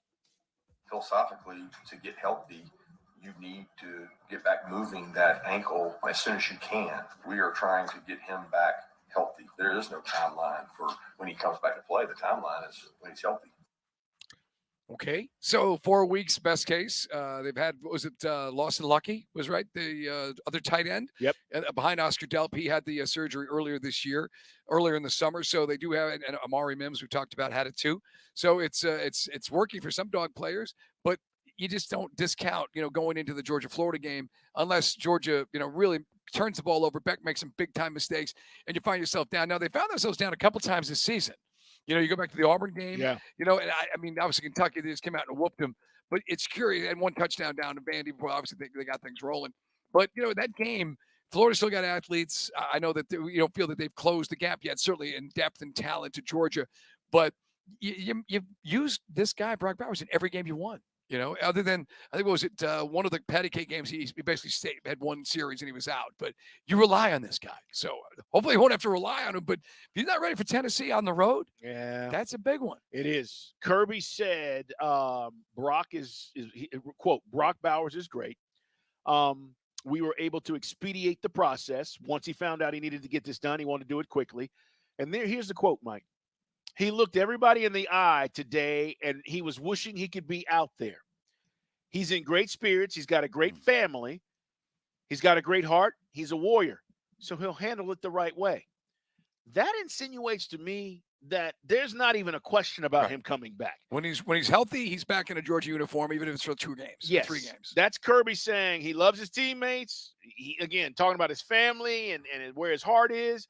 But we bring this up because for those of you who don't know, Bowers, at least to Mel Kiper, and there are others around the country who cover this and certainly have their draft boards already laid out before we get to the combine and all the stuff in the offseason. He's the number 4 prospect. Yeah, he's top 5. Not tight end. Overall. Prospect. Even with all the quarterbacks that are going to be coming out. Correct. So the reason why this is important is if that is true, and it is, now you're talking about, Mike, that's major money. That's top 5 pick. I don't care where you go, all right? Hopefully he goes to the right system and all of that. But ultimately, you're talking about a real decision after coming out of this surgery, and you're looking at your family, and you're going, I'm about to live the dream. I'm about to be a top 5 pick. So that's why Kirby, I think, he's insinuating it. He's not telling you Brock Bowers for sure is coming back. But when you start talking about a family and the makeup of a guy, and he'll handle it the right way, That's what I'm thinking. Yeah, he's going to be a team player. He's not going to sit there and go, I'm out of here, man. But although, as we said, the NFL, it's not even – you're still not up to the kind of money these guys are getting guaranteed. Like the quarterbacks are coming out making the $50 million back in the day. Yeah. You get – and again, in the NFL, if Brock Bowers continues to have physical issues, and again, everything seems like this is an injury that it can be fixed by this procedure, and he gets back. He's got 100% functionality for many, many years. But still, back of your mind, I got to get to year 5 to get really paid in the NFL. No, it's true. So or 4. Four with it. And usually, if you're doing well, they're going to pick up the option then. But the idea being that some folks might say it's not such a slam dunk, but Kirby intimating it is because he's that kind of dude. He's a good dog. I'm just looking at this, and again, this could be off.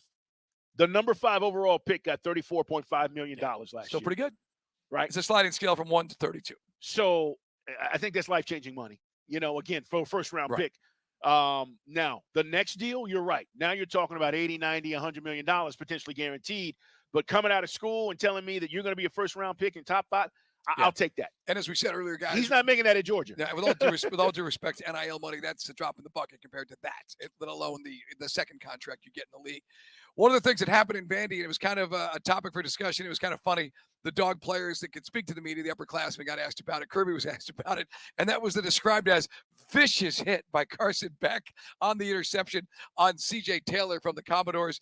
And everyone was joking around. They asked Marcus Rosemy-Jacksaint about the ferocity of the hit. He goes, that definitely caught me off guard.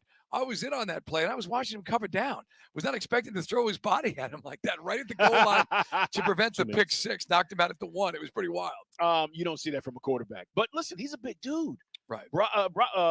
Beck is a big guy, man. So I know the headshot makes him look like he's skinny, like he's Vanilla Ice with a flat top or a shaved head, but no, the dude's got some size to him. Yeah, he certainly does. Meanwhile, do want to mention too, the Dogs also getting some recruiting done, Mike. And it's one thing to be off, but this is why they continue to be top notch, man. And one of the things is they land 3 players on ESPN's midseason All-American team. We know how you get to this point, but Brock Bowers, Cedric Van Pran, Malachi Starks, those 3 players were named to the midseason All-American team. But also from a recruiting standpoint, they just got a top recruit, I think is a DB, Mike, to flip from LSU to Georgia. Right. We know, signing day is not until December and all of that.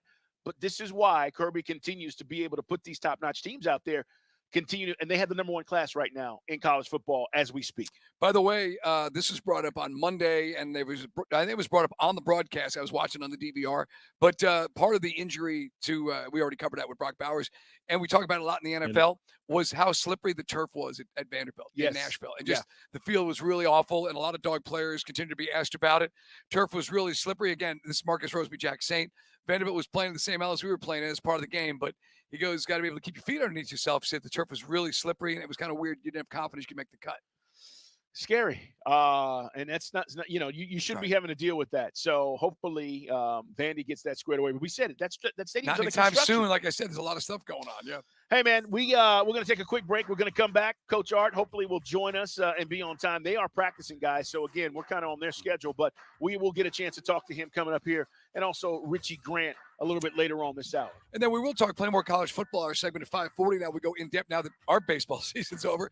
Talk about some of those big college matchups later on, because there's some really big ones with playoff ramifications already starting out. I think if James Franklin is serious, they win this weekend. And I say that with all due respect. You can be 6-0, but you got to beat your rivals, and he cannot find a way to beat Ohio State.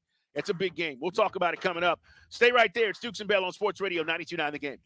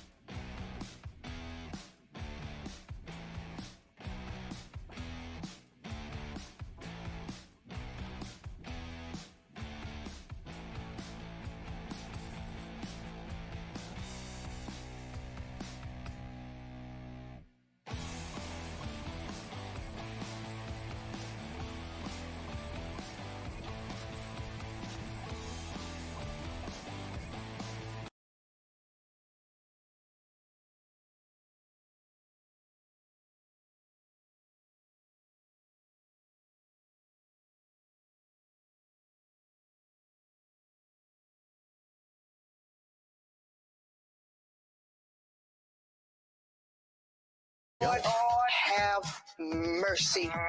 Presented by Finley Roofing on Sports You're up. 829 The Game.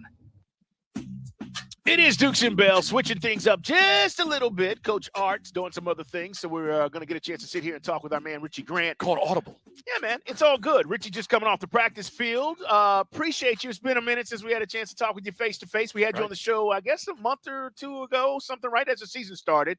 And you were like, defense is going to be good, but I can't tell you how good we're going to be. I remember. Well, I know. So defense is good, man. Mm-hmm. Talk to us about this transition we've seen with you guys and what's going on. Yeah, man. First of all, appreciate y'all having me on. But yeah, we a good defense. We trying to be great though, man. It's a lot of little things that we can clean up. I feel like that'll take us to that next level. But so far, I mean, we're doing good. You know, we just want to take that next step. That's what we're focusing on right now. It's a year 4 for Richie now with the Falcons. Obviously, at Dean Pease, and now you bring in new coach. And by the way, you're third on the team in tackles, which is great. I don't even keep up with that. I appreciate you. Well, telling me you that. are third in total tackles, third in solo tackles. But it just seems like this defense is really popping right now, man. Yes, sir. Like I said, man, we doing some really good things, but we just know we can take it a little bit further. You know what I mean? We're trying to be great. I think we can do that. We really can. Talk to us about Jesse and what he's brought to this defense. Obviously, the picks help, right? But Absolutely. the communication, from what I'm understanding, is a big part of what's going on back there. Right. How is that going, and how does that operate with you guys back there, man? Man, Jesse, a hell of a player, man. I'm pretty sure you guys know that. Like a hell of a player. Yeah. And one thing about him, he a good leader too. You know, he got a lot of experience, and he helping that back end out with that. Like we kind of like a young vet group. You know what I mean? He kind of the oldest out of the most experienced.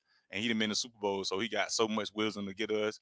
But just the communication, like you talking about, he didn't see so much, you know what I mean? So he can kind of call out things and he'll analyze it, give us what he's seeing, and then we can do what we want with it, you know what I mean? But him being that leader, we all listen to what he's saying. We know he's going to tell us the right stuff.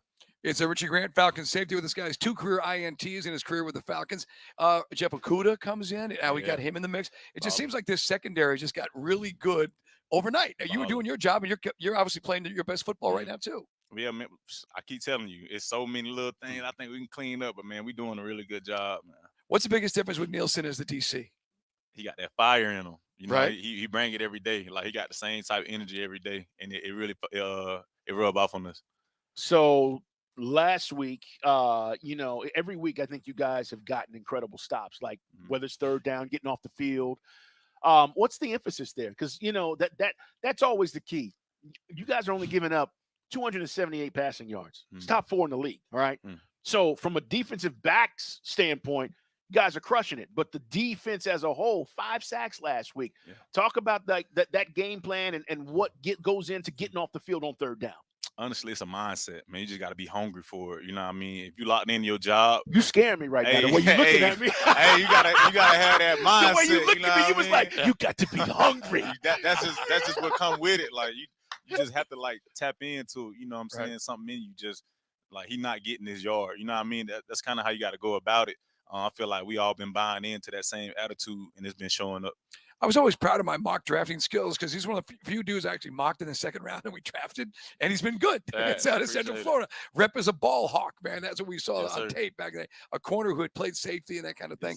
So now going down to Tampa, not sure about the injury status with Evans, but that's Baker Mayfield's a dude that can buy some time in the pocket. How difficult will that be to cover those dudes? Yeah, he gonna move around back there. He gonna get those guys some time. They want to get the ball out quick, but he'll take the deep shot as well. Man, we really just gotta do our job. If we can hold enough time, I think our D-line do a pretty good job of, winning their one-on-ones. See how it go. So how much are you talking to Okudah? How much are you talking to AJ out there? Is it nonstop? Is it like, get over there, fool? I mean, what are you guys saying to each other as you're trying to maneuver and get set up? Bro, it's bullets flying, man. You got to be calm at the same time. Like, there's no animosity. Like, God, we're gonna yell at each other. It's not a panic yell though. It's like hey, you seen that? Okay, I seen it like this. Boom. Next time we go out there, we see it. We're gonna play it like this. Just kind of like holding each other accountable with it. We saw it in summertime at camp. DeMarco Helm is a kid from Alabama, and I know that you're getting stuff from Bates. You're helping the younger guys too. It just seems like we got depth now too in the secondary. Absolutely, man. Marco, a hell of a player. He had a great camp. He gonna do some big things here. Yeah, I agree with you. I would listen. Some guys flash, right, and Absolutely. you get a chance to see that up close and personal. We're talking with Richie Grant, guys. So big wide receivers this weekend, man. I mean, like, right, Mike Evans. Yeah. You've seen your variety though. You've been now in the league a little bit. Mhm. It's not anything new to you. But do you play those guys differently when they bring the size? You're going up against Drake in practices. You know, what is that like versus a guy that may be 6 foot, 5'11", or 5'9", a speedster? I mean, obviously that height gonna play a different. You got jump balls and going to phase and coming across the middle. They got a little more size to hold up, but man, like it's mano a mano. Like you got to win your one-on-one. I think we got pretty good guys on the outside, that can get the job done. Falcons right now, I mean, we are a team that is playing really great defense. I'm not going to ask you about the other side of the football because that's not your department. But this team sure seems like the division, it's a lot like last year where if we can just put a run together, you could win this division because everybody's kind of even right now. No one's really said, okay, I mean, we've got things we're doing really well, but so do the other guys. Yeah, man. Right now, like you said, the league's pretty even right now. A lot of 3-3 teams, 3-2, but we're trying to separate, man. Like we're not trying to ride that, but we're just trying to separate, and it's going to be about those details. What's the message this week, Richie? What's the message? Stay hungry. Focus in on the details. Let's get this dub, man. Big game coming up this weekend. It is a big game. Big game. We got to come on with it. Say that again. It's a big game. It's a big one. It's a big game. It's a big one. It is, man. Hey, Richie Grant, we appreciate you, man. Thank you so much. Now he's Big 12, Richie Grant. Hey, man. UCF. Hey, go Knights, baby. Oh, there he is. I knew it was going to come out. Now you're a Big 12. Go Knights. Appreciate you, man. Good luck this weekend. Thanks, all right? Richie. Thanks for stopping by. Thank you. Appreciate it. Richie Grant, guys. Third on the team in tackles, baby. Well, listen, we're going to take a quick break. Coach Art's going to join us, but he's right. I mean, listen, we're not sugarcoating it. It is a big game. We got to get after these cats on Sunday. So we'll see what Coach Art's talking about. Richie Grant joining us here. We're live at Flower Branch. We're going to take a break. We'll come back. Coach Art on the other side.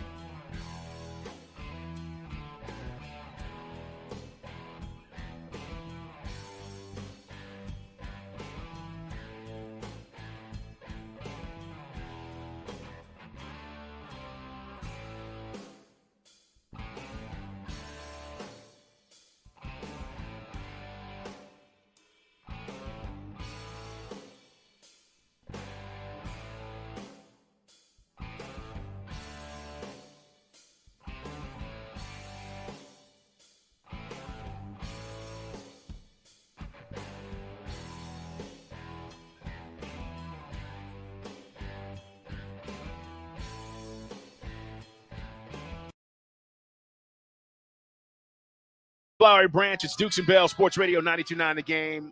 Getting a chance to sit down with our head coach, Arthur Smith, who joins us now. And, Coach, appreciate the time as always. We love coming up and getting the chance to visit with you.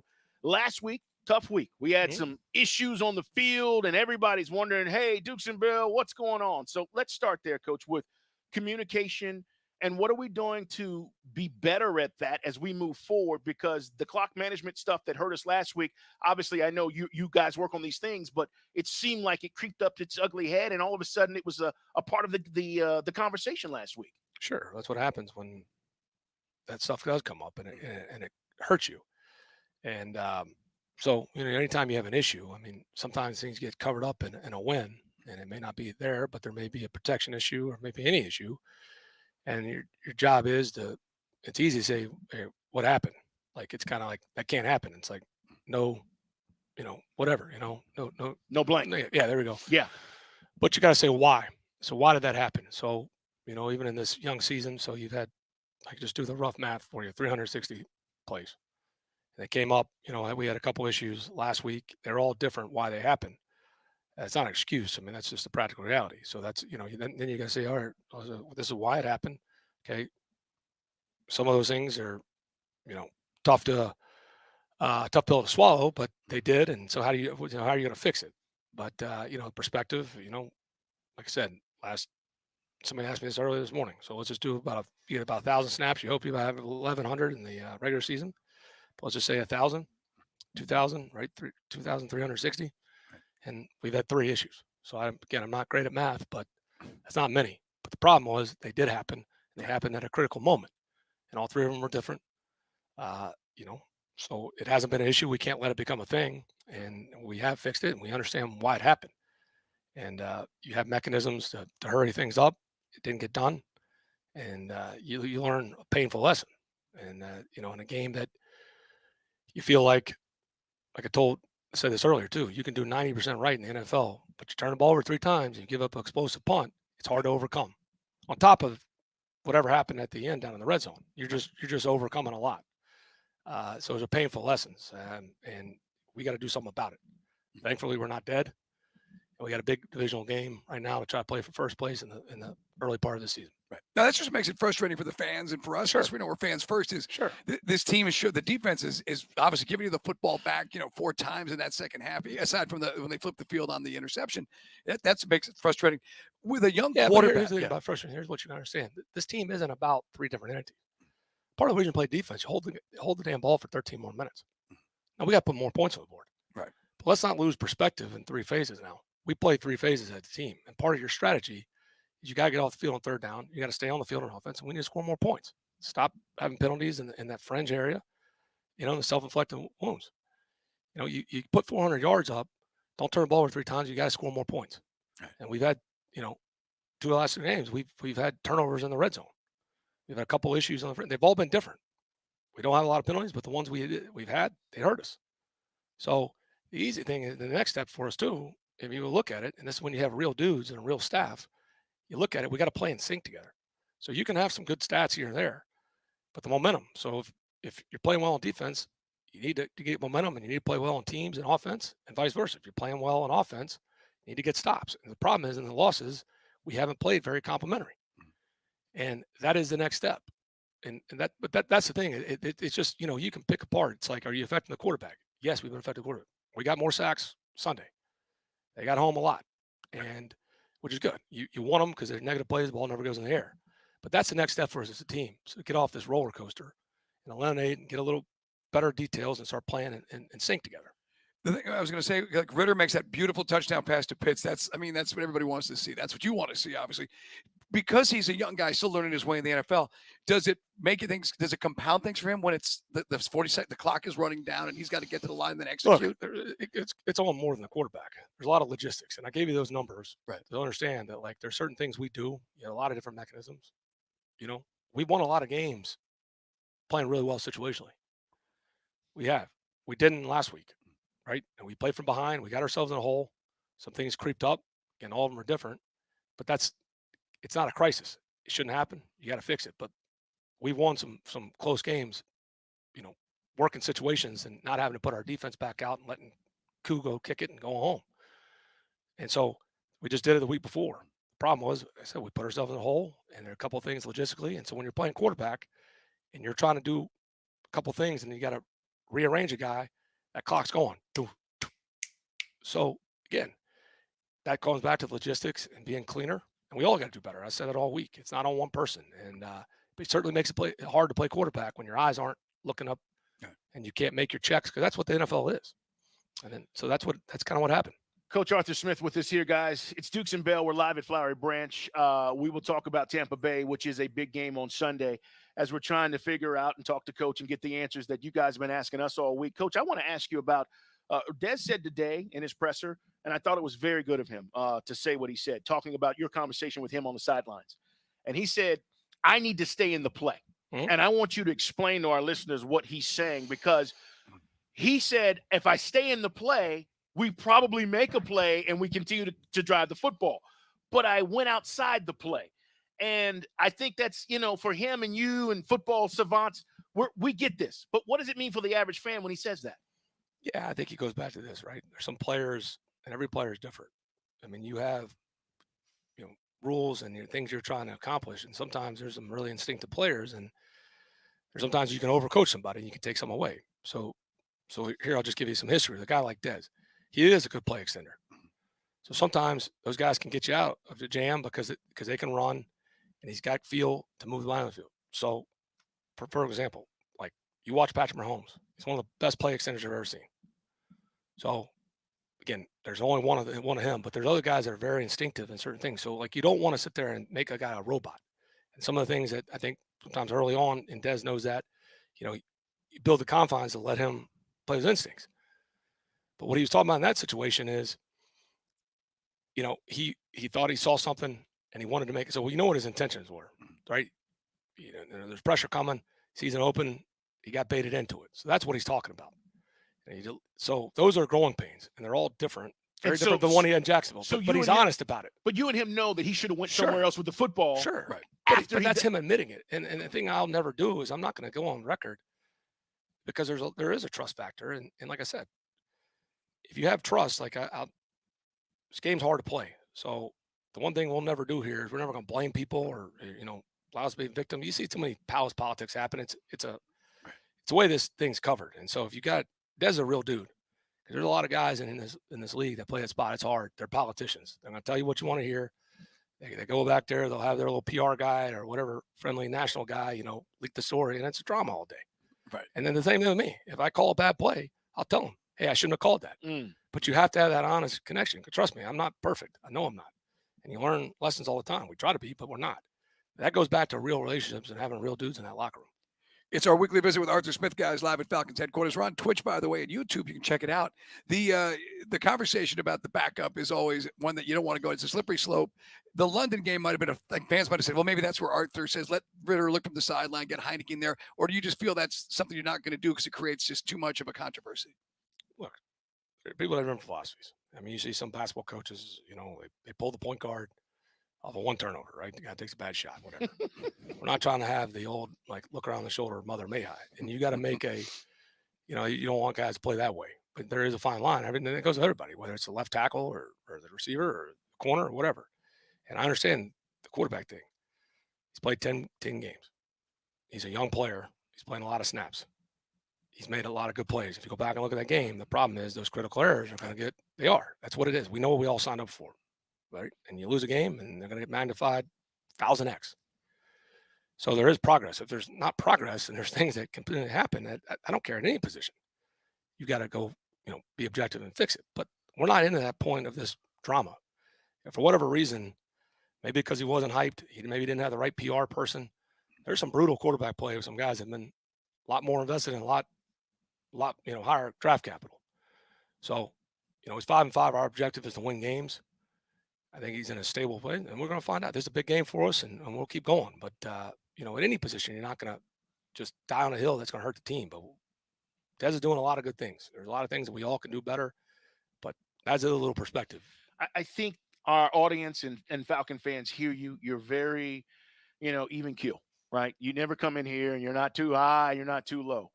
But the reaction to the interception, I'm curious to know that emotion that you showed on the sideline. Do you regret doing it? Sure. Because that reaction's gotten a lot of reaction, Coach. Yeah, I don't look at it. I mean, people send me things. Like I told you before.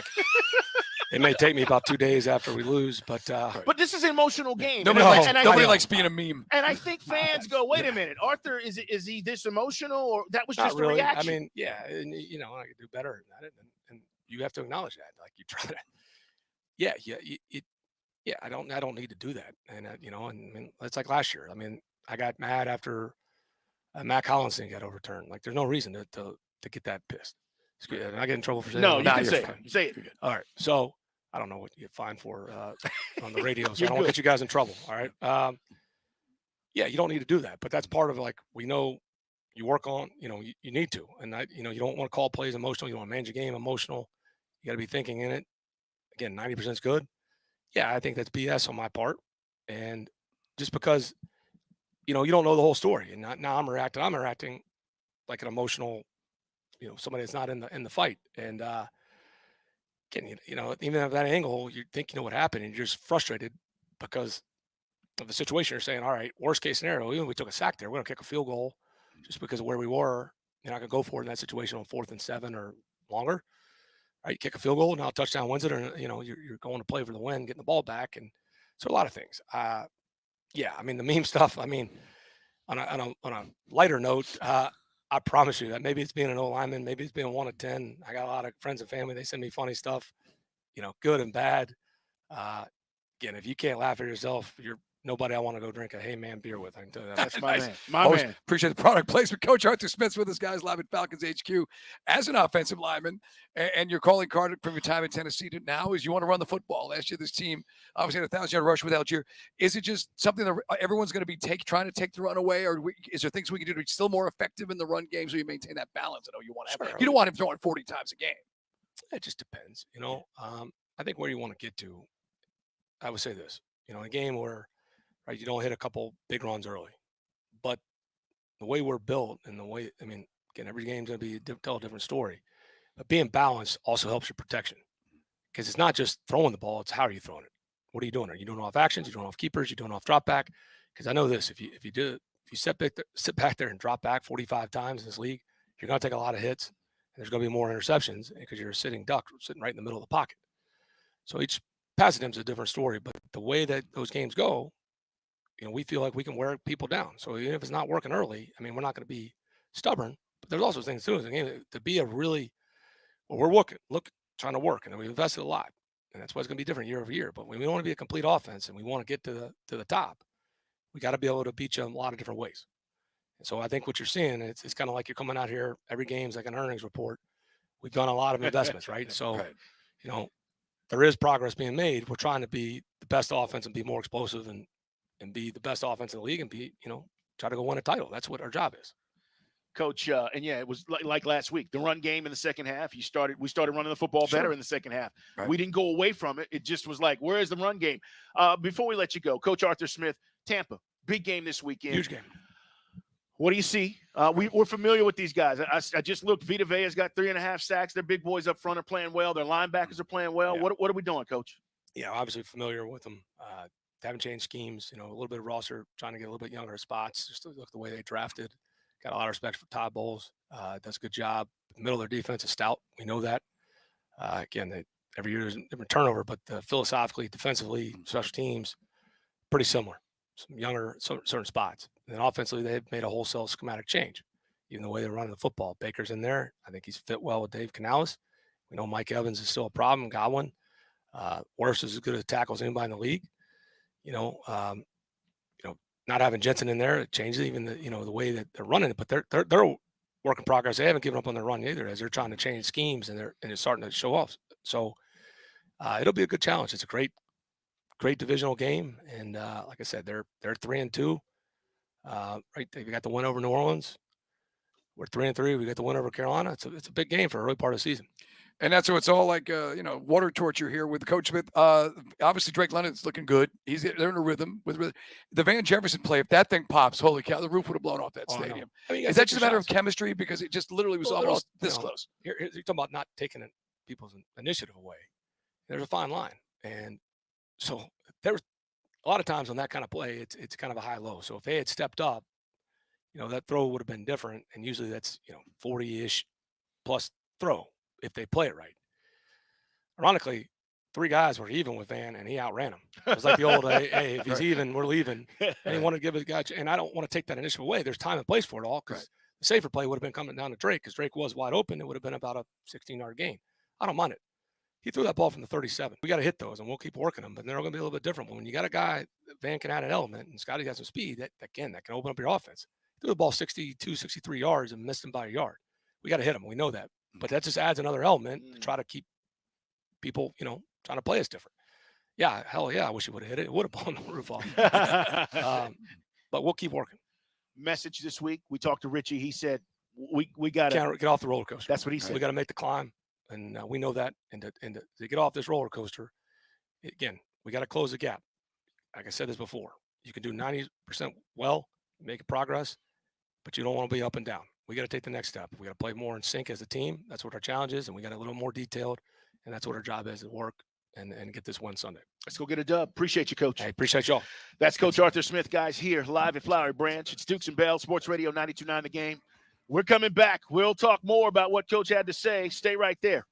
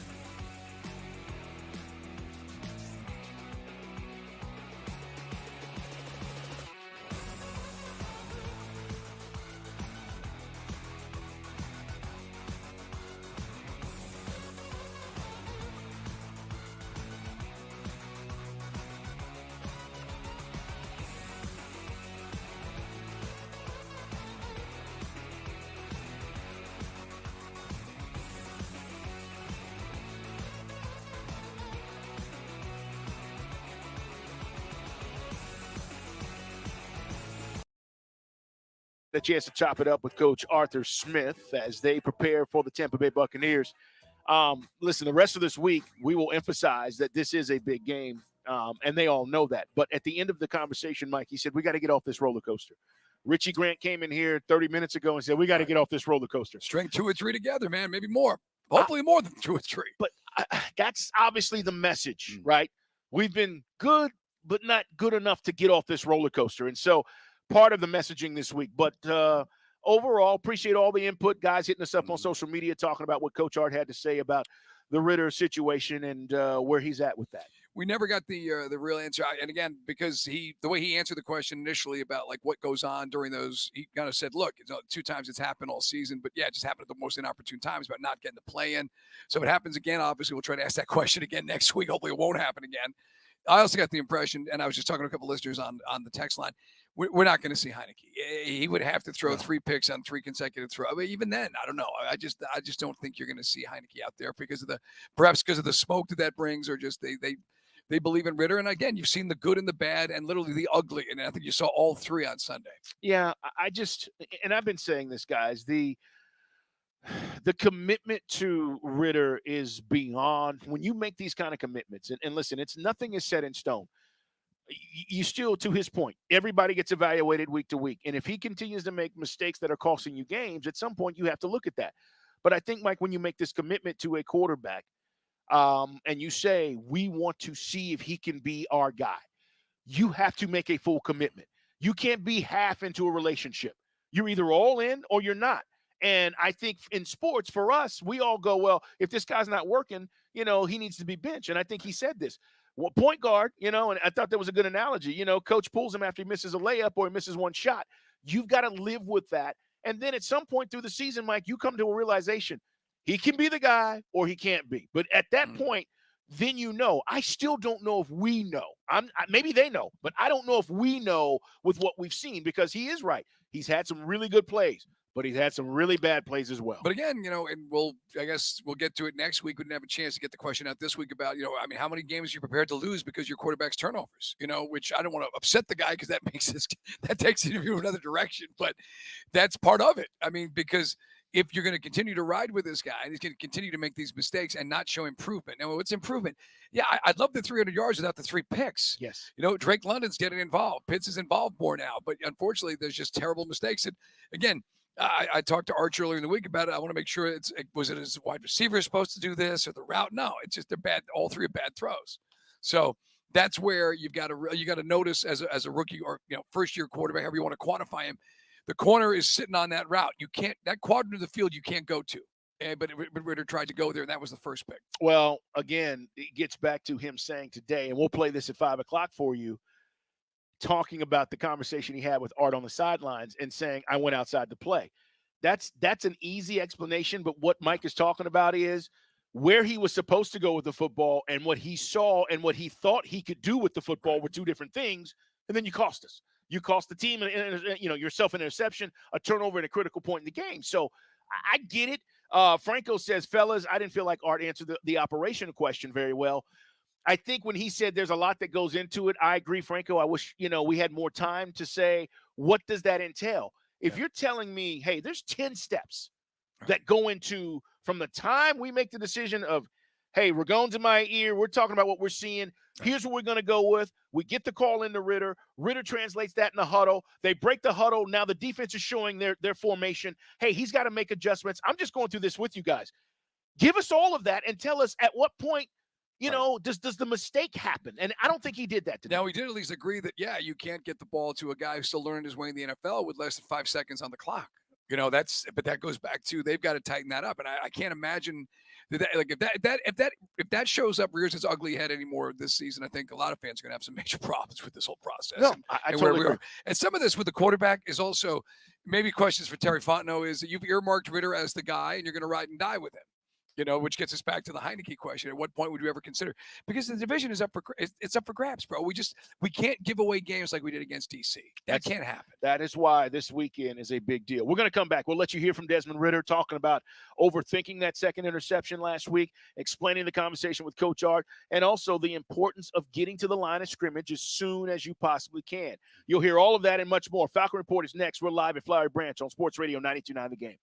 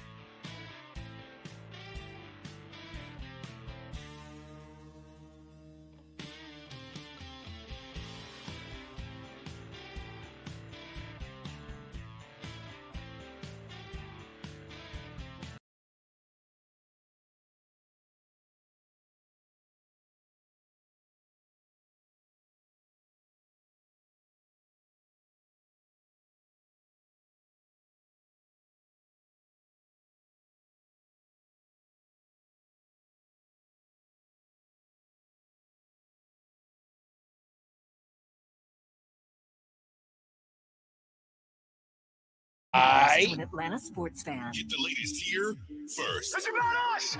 It's about our strength. WZGC Atlanta and WZGC HD1. Always live and free on the Honest Losing tonight. Can't. 92.9. What's the money line on?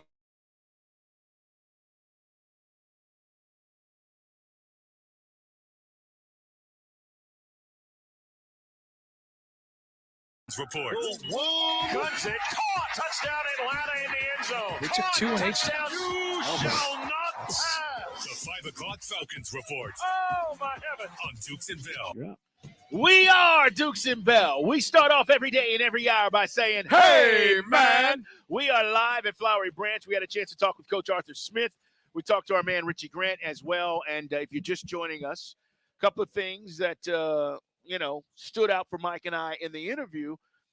Coach admitted that he regrets making himself a meme on social media by reacting to one of the interceptions by Desmond Ridder. And he said, it was BS of me. I'm in the fight. And he's right. He is the coach. And so he says, I've got to be better in that. But it was a frustrating moment. And, everybody gets upset, Mike. It happens to the best of us. So I'm not necessarily upset. It was one of those things, though, that became a thing. And then nationally, people are saying, well, what is Arthur Smith doing? Right. When you look like a Home Alone kind of character, like some Macaulay Culkin back in the day. He did the cheeks. But anyway, yeah. Either way, it wasn't great.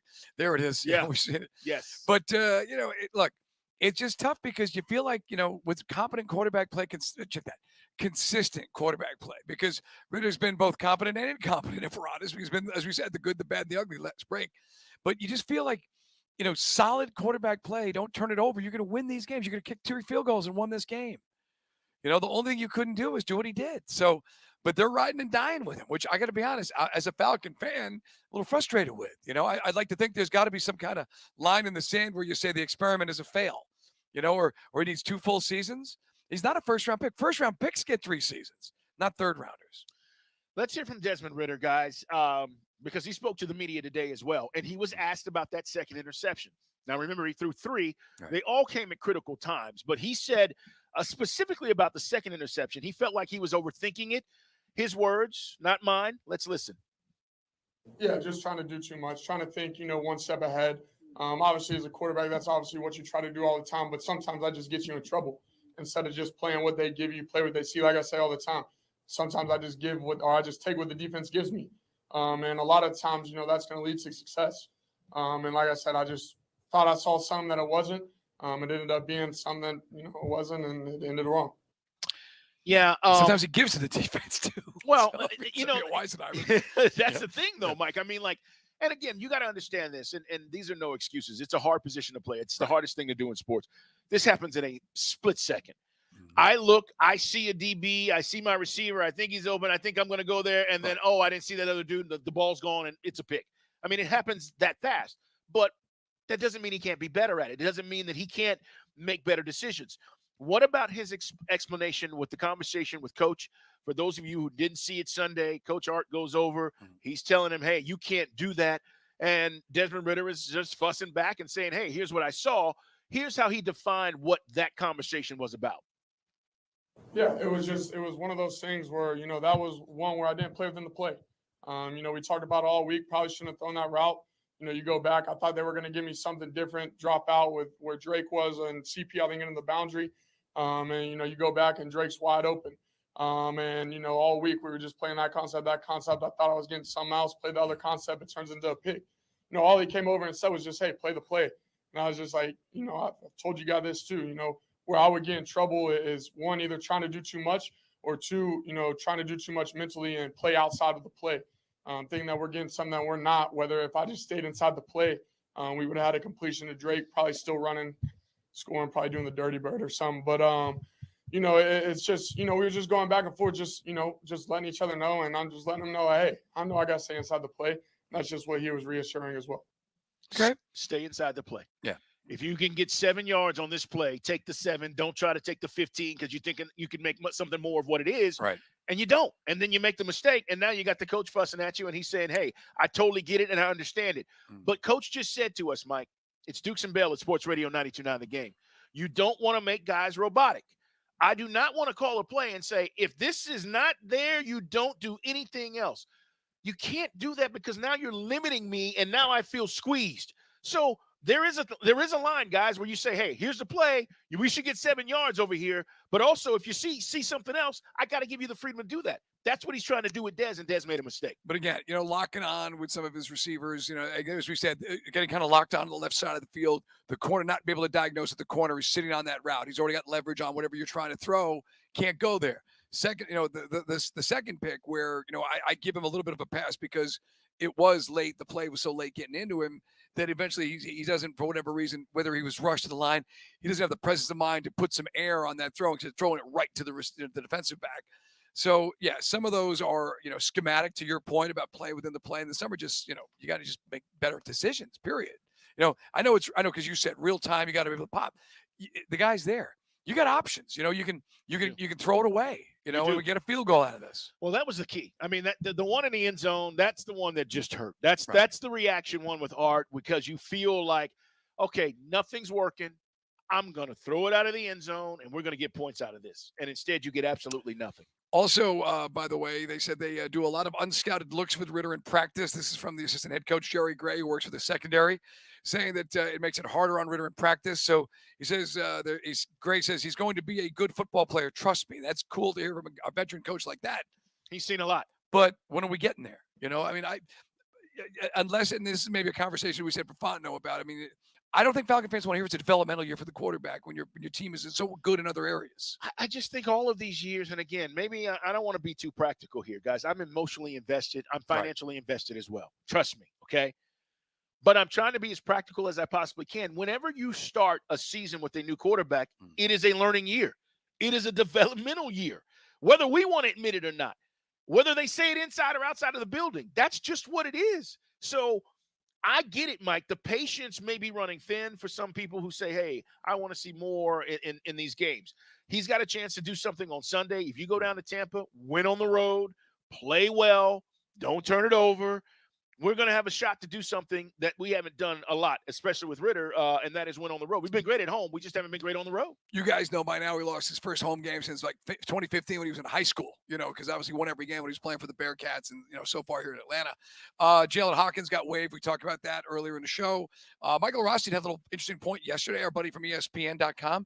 With Hawkins being released, Matt Hennessy, who's IR, is the last player on the team when Arthur Smith and Fontenot took over who has not been released or extended.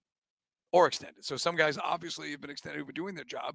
Jake and company. Yeah, right. I mean, Lindstrom, et cetera. Correct. Yeah. But you know what that tells you, though? This is their team. Mm-hmm. They've gotten their guys over the last 3 years. The first year was an exception to the rule. That was just, hey, how do we fill out the roster and try to be competitive? But I think over the last 2 seasons, Mike, and especially this last year with money, and we're going to have money moving forward, by the way, we will not have the situation as we did in these last few years. You're getting their kinds of guys, whatever that is. If coach wants big wide receivers, you're getting it. If you feel like, hey, I'm going to go get these kind of players on defense and you're seeing Terry Fontenot go get them, we're getting them. But that tells me that they're finally seeing this roster turn over to become whatever it is they want it to become. Hey, this hour is brought to you by our friends at All Four Seasons Garage and Entry Doors. Let me hear Desmond Ritter talk about the importance of getting to the line of scrimmage as soon as possible. That's the question that you were curious about with how he processes all of that. And we thought it was unfair to assess. You didn't do any favors. You didn't do any favors. That last interception because he didn't have time to do it. Here's how he answered that question.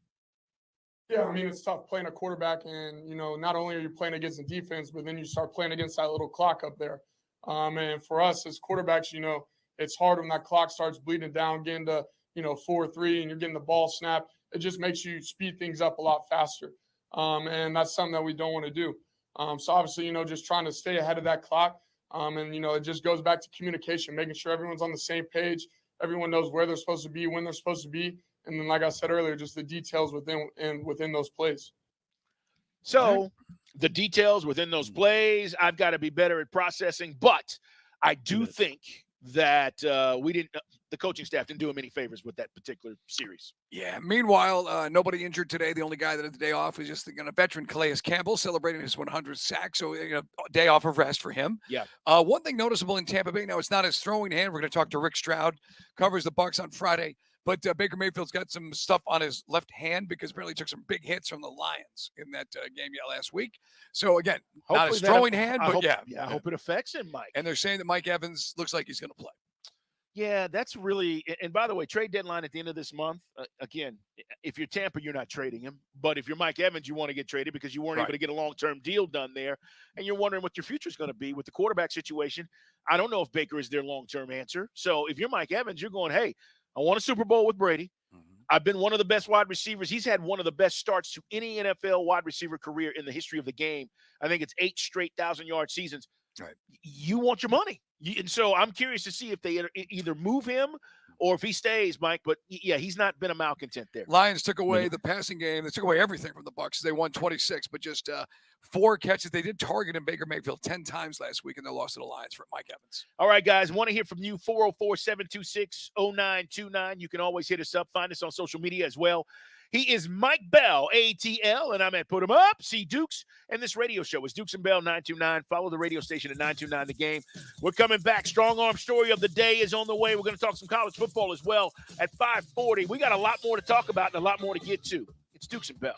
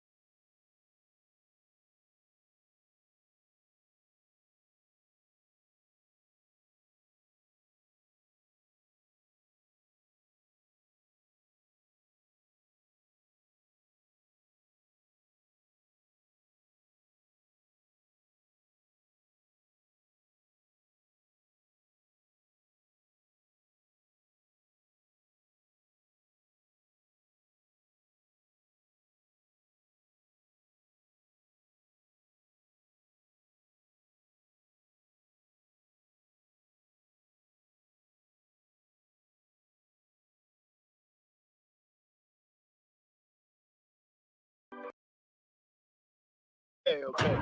The strong arm story of the day. Brought to you by John Foy and Associates Personal Injury Law.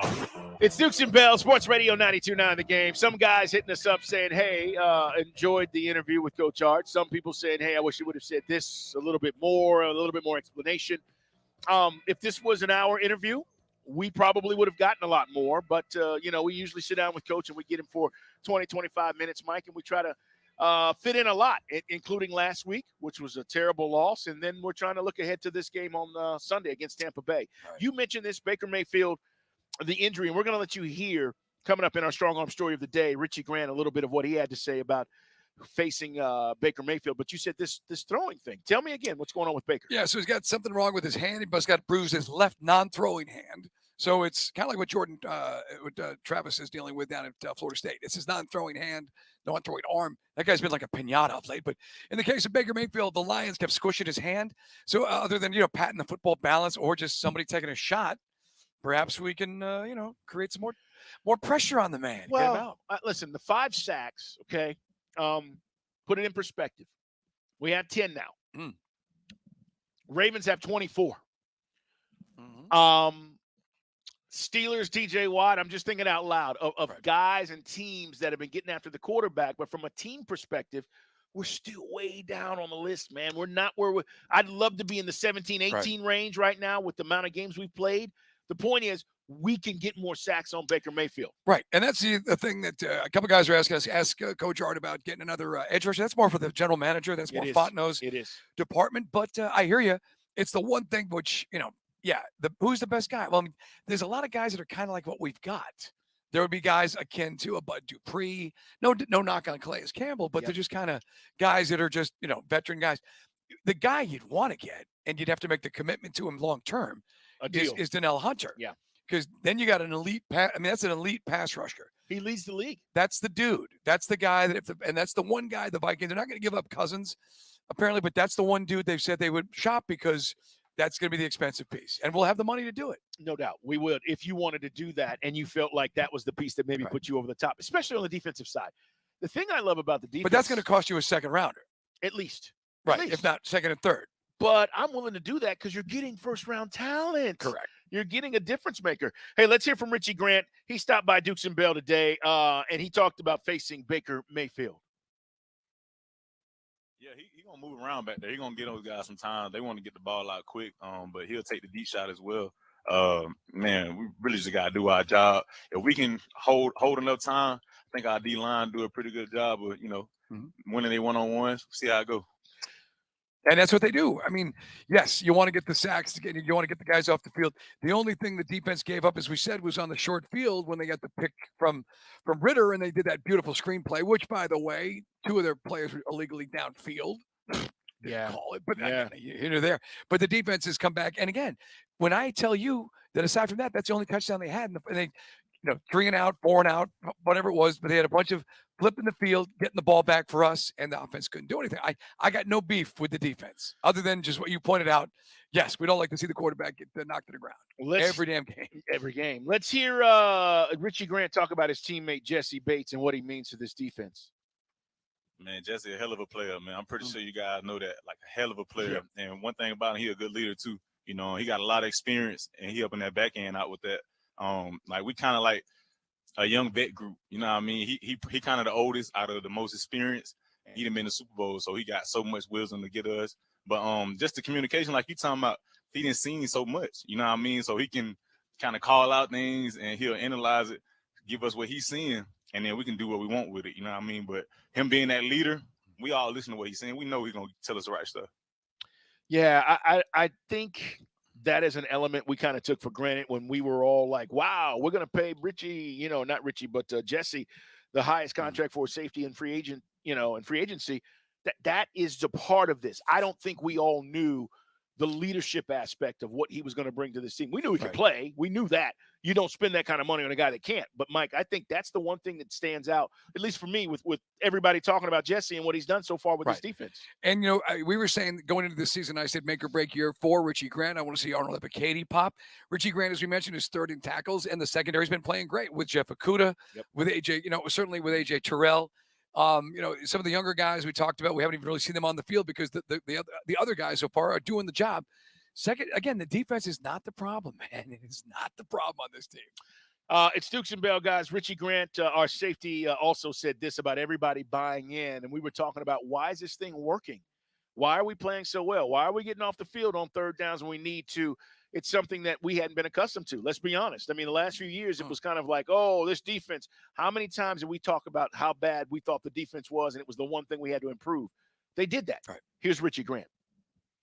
Honestly, it's a mindset, man. You just got to be hungry for it. You know what I mean? If you locked in your job, you scare me right now. The way you looking at me. Hey, you gotta have that mindset. The way you look at me, you was like, you got to be hungry. That's just what come with it. Like you just have to like tap into it. You know what I'm saying? Right. Something in you just like he not getting his yard. You know what I mean? That's kind of how you got to go about it. I feel like we all been buying into that same attitude, and it's been showing up. Also said that biggest difference, I mean, we always said that Dean Pease was old school. Said Ryan Nielsen is one intense dude. He said basically, yeah, there's 32 hours in the day, and with this dude, he's getting after it. Yeah, the mindset, when Ryan Nielsen came in here, and I may have told this story, but the first thing he was like, attack, be aggressive. And he's been saying that since day one. And Mike, you say it day after day, attack, be aggressive. Right. It sits with you. And now you're in a game and it's 3rd and 3, and it's like you hear attack, be aggressive. You're going to go make a play. So listen, we don't have the best defense in the league, but we have one of the best defenses. Yeah, it's in the an league. Effective defense. That's how do you describe it? Effective. It's Very. An effective defense. So you go on and do the podcast each week with Jason Luck and Brian Baldinger. Yeah. Now, Baldy, it was a bit of a left field take because I don't think the dude's coming out of retirement, but he basically, in essence, and he used Tom Brady as the example. Tell the listeners what Baldy was saying about this team and this offense. Well, listen, this is an ongoing conversation, and we invite you to check out the podcast. It's called In the Huddle. You can get it wherever you get your podcast. Odyssey also carries it, obviously, and it's one of the top podcasts in the Odyssey family. But Baldy has been saying this to me for weeks, which is, Carl, I'm looking at the quarterback play, and you guys see Baldy's breakdowns, and he does a terrific job with that. And our discussion has been, could you bring in a veteran quarterback? How good would this team be?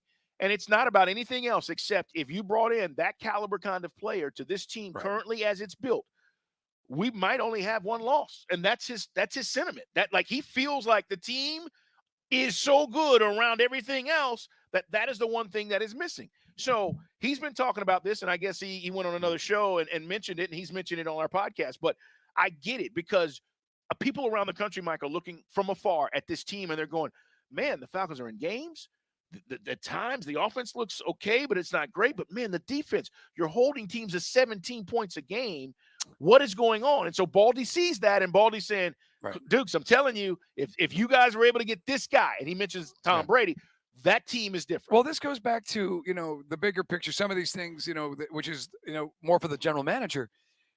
You made the investment on the defensive side. I presume you made the investment thinking it was going to work. So you had a feel that this defense was going to be better. And to Baldy's point, it is. And you've already got Drake London. You already got Pitts. You added Bijan. Now, what if you had picked up Derek Carr? Now, I know that Derek Carr is, for some guys, the definition of mediocre, but would you put him in the same league as like a Ryan Tannehill? Because that's who Art had in Nashville. So the point I'm getting to is if we had a guy who didn't turn it over, or the potential for 15 turnovers, if you take all the balls he's thrown to the wrong guys that they dropped, we'd probably be 5-1. And if you're 5-1, you're in the playoffs. You're 5-1, you get a chance to make all sorts of noise. It's just, I don't understand why they locked into. I wanted Ritter to be the guy, but I wanted to find out last year if Ritter was the guy. Unfortunately, because of the nature of the division and how Brady obviously and the Bucs were struggling, kept us in it. So I know some of this is, you got to go back in time. I don't want to do that. We're talking about the here and now. Yeah. I'm sick and tired. I don't want to continue to go through these growing pains, and he better win on the road because that's another thing he hasn't done yet. And this is another winnable game. The game last week was a winnable game. Jacksonville is a winnable game. And this is certainly a winnable game on Sunday. Where are you guys at? 404-726-0929. As you guys can chime in as well on our Solomon Brothers Diamond text line.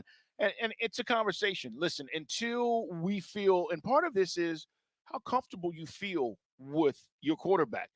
Guys, I will tell you, the Eagles fans went through the same thing with Jalen Hurts. There was an uncomfortableness that was, I'm not sure if he's the guy. And then the Eagles even said, we're putting all the pressure on you. The Right. year before they go to the Super Bowl, the offseason, think about the moves they went and made. They went and got A.J. Brown. They basically said, hey, we're going to give you everything you need to be successful. Now you got to go do it. And he did. We're not at that point yet because, again, that's year 4. You know, you're talking about Jalen Hurts getting his deal. We're not at that point with Dez. But my point is we're not comfortable, many of you, with where we are with our quarterback. And I'm telling you, franchises go through this where you say, is this really the dude? Is he going to be the guy? And then something happens. And, Mike, 2 things. It either gets worse or it gets a whole lot better. And if it gets a whole lot worse, then that makes the decision easy for you. If it gets better, I'm not saying he's Jalen Hurts, but then you say, we're buying into this guy. But Richie Grant, the message this week with the players is let's get off this roller coaster. In other words, this up and down. Arthur Smith said, let's get off the roller coaster. Well, the reason you're on the roller coaster is Desmond Ridder. The ride, if we're at Six Flags, it's the Desmond Ridder Palooza. That is the roller coaster. Defense did enough against Detroit, did enough against the Jaguars, certainly did enough on Sunday, got you back in the game against the Packers. Ridder is the roller coaster. It's, I don't know, what would you call it at Six Flags? Des Monster. I don't know. So get some consistency from the QB, and that'll get you off the roller coaster. All right, real quick, let's take a look just while we're talking about this. Mike, you brought up Derek Carr, and he was on the marketplace. Right now, 65% completion rate, 1,300 yards, 5 touchdowns, 3 interceptions. Nothing special. 85 quarterback rating. Desmond Ridder, 64% completion rate, 1,380 yards, 6 touchdowns, 6 interceptions. Right. 81 quarterback rating. Yeah. Ritter's actually right there. It's a toss-up. Yeah, it is. And the only reason I gave you that name is that's about the only viable free agent. Everybody else was, the Red Rifle and all the other also-rans you wouldn't be interested in, like Carson Wentz. Good stuff, man. We're coming back. We got to talk some college football. Hey, one team we think might have a chance at a national championship has to fix some of their issues, and it's time for him to show he can win a big game. We'll talk about it as we talk about the road to the college football playoff next.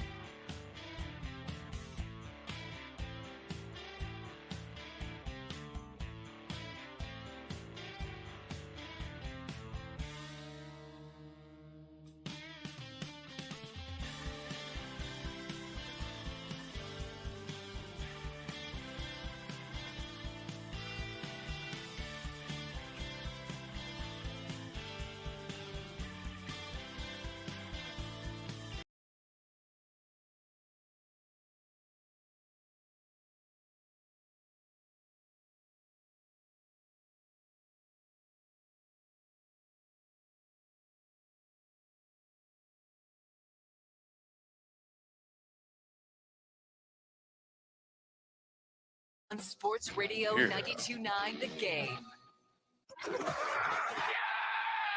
It's time for the road to the college football playoff. I think it's great. That's really good. On Dukes and Bell. Sports Radio 92.9 The Game. Let's talk some football, guys. Road to the college football playoffs. It's Dukes and Bell. We're live at Flowery Branch. More with Arthur Smith coming up in the 6 o'clock hour for those of you who missed it. But, Mike, let's talk about what's going on because you've got some big-time games and matchups this weekend. And here's the deal. USC, I got to ask you this. They've got to fix their O-line issues to have a chance, right? Lincoln Riley's done an amazing job since getting there. I've obviously brought Caleb Williams with him. Williams had a bad game last week. First time that we've been able to say, hey, he didn't look like that dude that's won a Heisman and, more importantly, looks like the number one overall pick, although I still think he is right now, even though I really like what I saw from Washington's quarterback. But USC, do you think they have a real shot? Because part of their issue is Caleb Williams is running for his life every week. Yeah, I also thought that he's making some mistakes out there. He just looked normally he's like the best player on the field. The first game I've seen them play, he did not look like the best player on the field. True.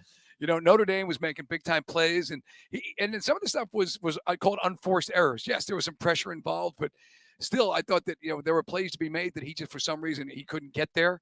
So I also, by the way, when I hear that his camp is already saying that when he goes to the NFL, he wants a piece of ownership. I'm sorry? You keep your eye on the prize, son. Let's, do something for the men of Troy first before you worry about coming to the NFL. Yeah, the idea being that he would want a stake in a team, which I think all NFL owners would literally laugh out loud at that.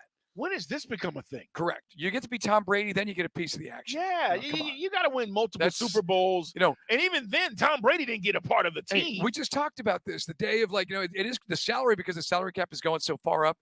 We talked about the days of the $50 million guarantee, like the Sam Bradford contracts, the last one of the quarterbacks. It's still kind of creeping up that way, but no one is going to give you a stake in that team. That's the only guy dumb enough to do that would be either Jimmy Haslam with the Browns or Mark Davis. But no, every other NFL owner is going to go, wait, you're going to have to earn that one, buddy. Yeah. When you got 4 Super Bowl rings and you're 39, okay, then we'll give you a piece of 1%. I agree. Come on. Yeah. But anyway, you're asking me initially about USC, though. They got 2 or 3 more losses on their schedule. I think so too. Oregon, you look at where they're at, they just don't look complete. They know what they look like? They look like Oklahoma. They don't look total. They don't look complete. The defense doesn't look elite. The way they let Colorado back in that game. Yeah, as much as we've talked about USC, and the Pac-12, by the way, is going to eat itself. We're going to see that slowly start to happen this weekend. And you saw it a little bit last week with Washington and Michael Penix beat Oregon. But let's talk about this Penn State-Ohio State game, because if you believe that a Big Ten team is really going to be the competition for Georgia, okay? Right. We're going to project here, and we're going to say, first and foremost, Bowers is going to be fine. And this Georgia team is going to get back to the SEC championship, and whether they're playing Alabama, I don't care. Pick your team. Who's coming and really could challenge Georgia? And everybody keeps talking about the Big Ten. Well, here's the deal. Right. Penn State 6-0, Ohio State 6-0. They play each other at Ohio State this weekend at the Horseshoe. And, Mike, I got to say this. I'm not believing, okay, for 1 second that Penn State can get this done. And it all has to do with their head coach, because he doesn't win these big games, Mike. And I think he's 1-8. I may be wrong on the number, 1 or 8, 1 or 9. Right. Against Ohio State. He's only beaten them 1 time. Right. And his record against top 10 opponents is abysmal as well, is Franklin. And the problem is he's James always Franklin. Got 2 top 10 teams on his schedule. Yes. It's certainly going to be Ohio State, and lately under Harbaugh, it's Michigan. So, yeah, this one is arguably a winnable game at home with Penn State's defense, with their quarterback, but it's not. It's in Columbus. Now, I'm not blown away by Ohio State for a number of reasons, but they do have the most impressive resume of all the teams in the top 5, and that's the win over Notre Dame. Yeah, I'm not either. He is 1-8 against the Buckeyes, 3-6 against the Wolverines, and he's never beaten them in the same season. So if you're Penn State, this is it. This is your best. This team. is it. This is it. Make no mistake about it. You've got your best team and your best opportunity to make the college football playoff. So for me, this is all about James Franklin, and I think this is going to tell us a lot. But also, we're going to learn about Alabama, because if you feel like they've gotten better since that Texas loss, they host number 17 Tennessee. Tennessee just beat Texas A&M at home. I think this is another game that we're going to be looking at on Friday, and somebody's going to pick it. Turtle maybe picks it on Friday. But remember, the Volunteers outscored Alabama last year 52-49. Right. I don't know if this year's game is that crazy, but that was a crazy game last year with a walk-off field goal in Knoxville. The 3rd Sunday in October, and it's 2003, so it's been 20 years since Tennessee went into Bryant-Denny Stadium and got a win. That's Philip Fulmer.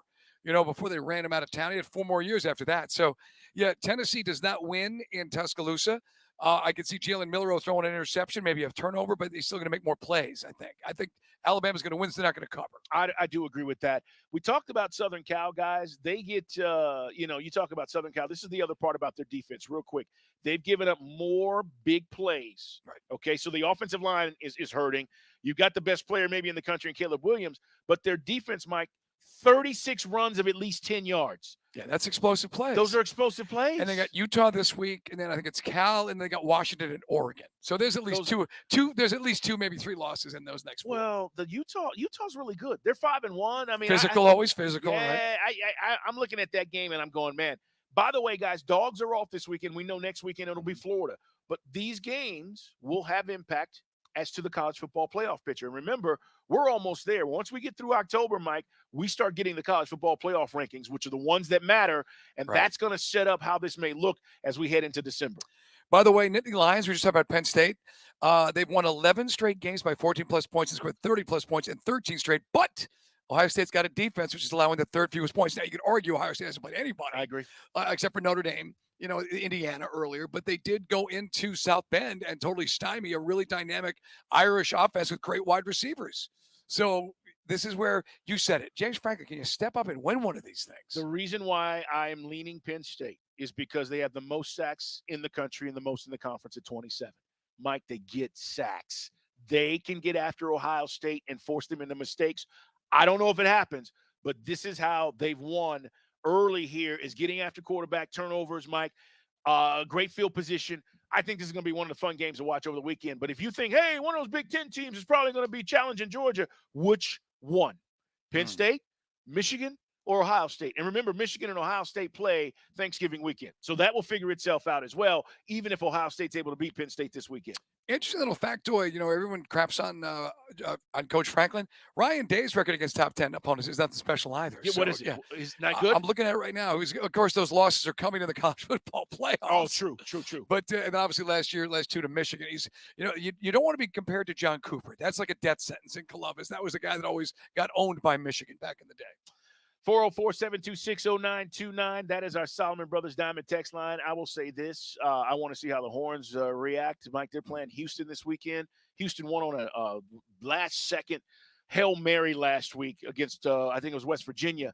An incredible play if you missed it. Like literally last play, last desperation, balls tipped up, knock it down. They didn't, and Houston wins. But coming off of the Oklahoma loss, I'm curious, what Houston or what Texas does, because if they want to get a shot back at Oklahoma, they've got to continue to run through the conference. And we asked Wes Drew yesterday about what's going on in Duke. What's the story with Riley Leonard? It's a high ankle sprain.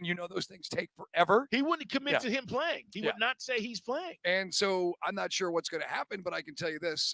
Florida State's got some fire breathers. Jared Verse getting ready to make that jump to the NFL. You saw what Kalen DeLoach did to Klubnik at the Clemson game in Death Valley. So they're going to tee off on him, but a lot of folks are saying Duke's defense is as physical, and Jordan Travis is also banged up. He's got a lot of nagging injuries that they're kind of slow rolling. I think it's a closer game. I think Florida State wins, but I think it's a closer game than people expect. 14 points right now, I wouldn't bet it.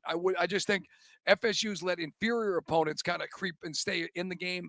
This is going to be a real physical battle. Maybe it's going to be a guy like Trey Benson having to bust some big runs open for Florida State on Saturday night. One guy I want to mention, do not sleep on Dylan Gabriel from Oklahoma as a potential Heisman candidate. I said that to you yesterday. Dude, he's a rock star, what he's been doing. He really is. And I just mentioned that because, again, if Caleb Williams and USC if they end up losing a couple more games, you're going to start to hear these other names that are going to be in the mix. And Dylan Gabriel is going to be one of those guys. Obviously, Michael Penix Jr. right now is the other guy that everybody's talking about. Kid's unbelievable at Washington. So you're feeling that Caleb Williams is kind of like the fourth guy, third guy looking at? Well, I think if they lose, as you said, 2 more games, he's not going to win that. Through no fault of his own. No. That's his teammate cost him that chance to be maybe be a finalist in New York. And then let's give some mention to the other home team, Georgia Tech, taking on BC this weekend. Hopefully that, they build off. It was a nice, big, amazing come from behind against Miami. And hopefully, they'll just take care of business, man. And this is a Boston College team. I think it's the Georgia Tech should be able to beat. I agree. All right, guys, we got plenty more to get to here. Coming up on the show, you're going to get a chance to hear Arthur Smith and our interview with the coach exclusively here on Sports Radio 92.9 The Game, coming up at around 6:20. And he was answering questions today. He was answering questions. Some of you feel like you wish you would have gotten a little bit more. You be the judge. It's coming up at 6:20. We'll get you caught up on the latest, including the Chiefs make a deal today to get a guy back to add more speed to that Patrick Mahomes offense. We'll tell you about it coming up on Sports Radio 92.9 The Game.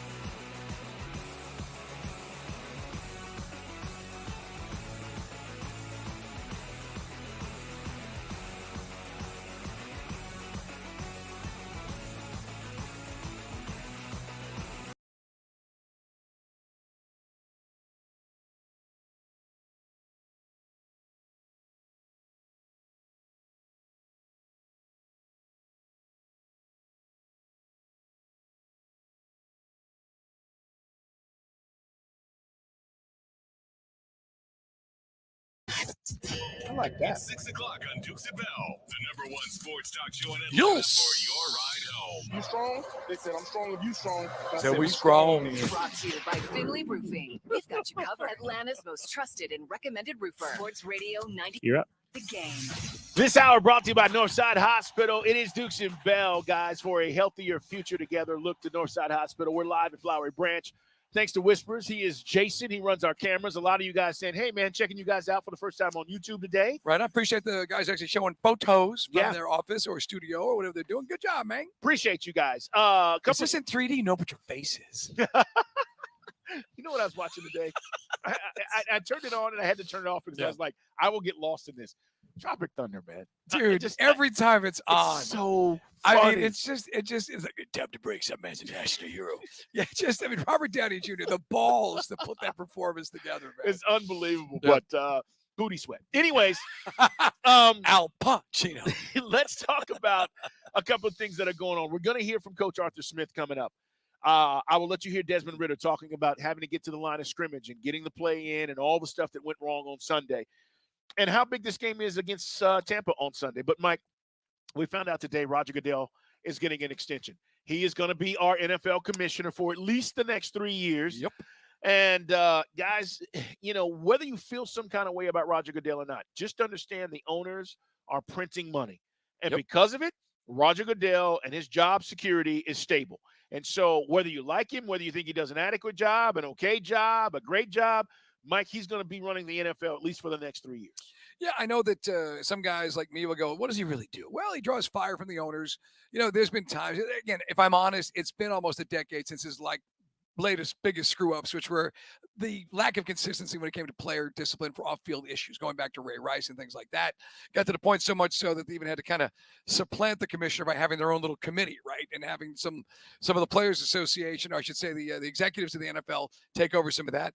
But if you look at all the big dogs on Wall Street, you know, we talked about it. You know, Goodell is the leader of an entity, which is printing money. The top 25 or 50, whatever it is, TV shows every year are NFL games. Yep. The sport has exploded with growth.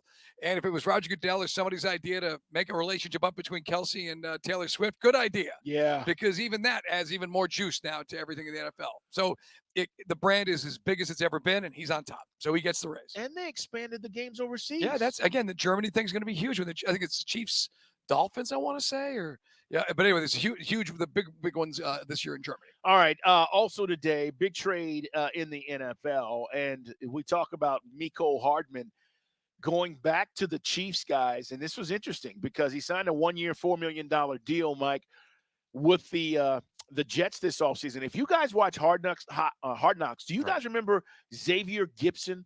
Kid was trying to make the team. He makes the team as a wide receiver. They're saying, Mike, that basically Gibson has been great.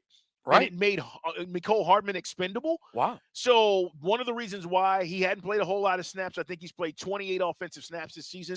So now he's back with Patrick Mahomes and the team that he won a Super Bowl with. And, you know, certainly they know how to use those guys. Their style, other than Kelsey, is generally, I mean, you know, Kadarius Toney's not a midget, a small person, but there's generally sort of undersized, who's, you think of Tyreek Hill and what he does. That's why, you know, you and I said, wouldn't Van Jefferson be a perfect target for Patrick Mahomes? Yeah. They didn't go that direction. We got him. But, yeah, so good for Mecole Hardman. Seems like a good fit with Andy Reid. Jets are sending Hardman and a 2025 7th-round pick. The Chiefs give 2025 6th-round pick. So that's the swap when it comes to Mecole Hardman. Also, Mike, speaking of Harden, and that is James Harden. If you've not heard, NBA season starts next week, guys. This has been one of those offseason stories that has just kind of been out there. He has demanded a trade. He called his GM a liar. Daryl Morey, who runs the 76ers, they've been trying to trade him. The deal hasn't been finalized because I don't think they're getting the compensation they want back. He wants to be traded to the Clippers, but today we found out after he's been at camp and he's been at practice and everything has been fine, he wasn't at practice today. In fact, he was in Houston, not in Philadelphia, as they get ready for the start of their season. Don't stop. Get it. Yeah, he was probably at the strip club. Probably, throwing the ones out, Mike. That's my guess. Either way, this is going to be one of those things. Or a Piccadilly cafeteria. Either or.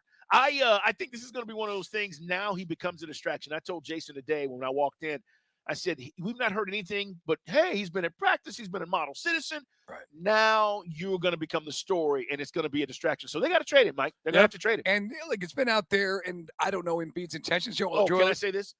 No, we don't want him. No.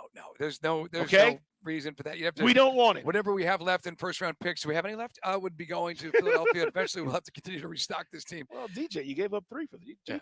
Yeah, that's part of it. Yeah, so, yeah. I mean, unless Nick Wrestler wants it, in which case maybe we'll get it. But yeah, the other thing going down this week is the trade yesterday. It was Victor Oladipo going to Houston. There's like 4 teams involved in that in the Bucks. There's a lot of moving parts. Basically, the Thunder just clear all their debt. Basically, it looks like so maybe they'll be big players in free agency or whatever, or just whatever they're going to do down the road. One other injury. I know we mentioned the NFL, but a guy that you and I talked about earlier, maybe, I was lobbying for it at the time because it seemed like a pipe dream. Didn't have the money to make it happen. The Browns did, and boy, do they overspend. There's no timetable on Deshaun Watson's return right now from a shoulder issue. $250 guarantee. That's a lot of dough. Bottom line is they're not getting the return on their investment, Mike. And I don't know when they do. I mean, micro tear, by the way, in his rotator cuff muscle. Yeah. It's crazy. Today, I want you to hear Desmond Ridder talk about getting to the line of scrimmage. It bugged you. It bugged me. Right. It put us behind the 8 ball. I want to be fair about assessing him trying to have a shot to make a play. But he mentioned today, look, we got to be better at this. And here's what he said about that whole scenario that played out last weekend. Yeah, I mean, it's tough playing a quarterback. And, not only are you playing against the defense, but then you start playing against that little clock up there. And for us as quarterbacks, it's hard when that clock starts bleeding down, getting to, 4-3, and you're getting the ball snapped. It just makes you speed things up a lot faster. And that's something that we don't want to do. So obviously, just trying to stay ahead of that clock. And, it just goes back to communication, making sure everyone's on the same page. Everyone knows where they're supposed to be, when they're supposed to be. And then, like I said earlier, just the details within those plays. Okay. I know that a lot of guys out there, I know, again, some guys say, Mike Bell, you're doing clickbait. And I said on Twitter today, the phrase that pays today up at Falcons from Richie Grant to the coaching staff to some of the things we heard in the media with the other assistants was we got to get off the roller coaster. We've lost 3 of our last 4, 2 of our last 3. Roller coaster being inconsistent play. The penalties, we've actually kind of cleaned up a little bit. We've already said the defense is doing its job. So I said on Twitter, let's get off the roller coaster. Get off the roller coaster, then Desmond Ridder is the roller coaster. Go start Taylor Heineke. No, you didn't. Hey, your podcast partner says go call Tom Brady. Yeah, he did. Hey, he did. I'll tell you what. I mean, basically what your buddy is saying, what Baldy is saying, Drew Hooker Crook, is obviously that's an impossibility with Brady. Just give me some competent quarterback play. Do you think, and I don't want to put you on the spot because we'll hear from Arthur coming up. You don't think Heineke could step in and because he's been in the battles, he's got years of experience up in DC. You could argue he did more with less than what he'd be offered to play with here in Atlanta. Have you ever got that opportunity? Listen, I think first of all, shout out to Taylor Heineke because he's playing his position. Taylor Heineke, you talk about staying in your lane. He's not made any fuss. He's not said anything. When he got here, guess what he said? I'm here to be the backup. And everybody went, what? And he was like, yep. So point is, he's being a complete team player with this whole scenario and everything that's playing out. I just do not feel like they're going to make this move. And you'll hear Arthur Smith today. I want you to hear what he says when he talks about Dez and this process of going through a rookie quarterback and his games and his snaps and all of this stuff. It's on the way. Real quick, Caleb McGarry to Josh Kendall today. Josh writes for The Athletic. After the Washington loss, Caleb McGarry said, our offense is infinitely complicated. There are so many moving parts that have to be just in the right place at the right time for just long enough. The margin of error to get a good play can be razor's thin. It's frustrating because you're trying and trying and trying, and for whatever reason, things don't happen. That's Caleb McGarry talking about why he thinks things have been not necessarily working the way they should. Hey, one thing about McGarry, he will tell it like it is when he does speak, and that's really telling. Holy cow. All right. You're going to hear Arthur Smith. Our conversation's coming up next on Sports Radio 92.9 The Game.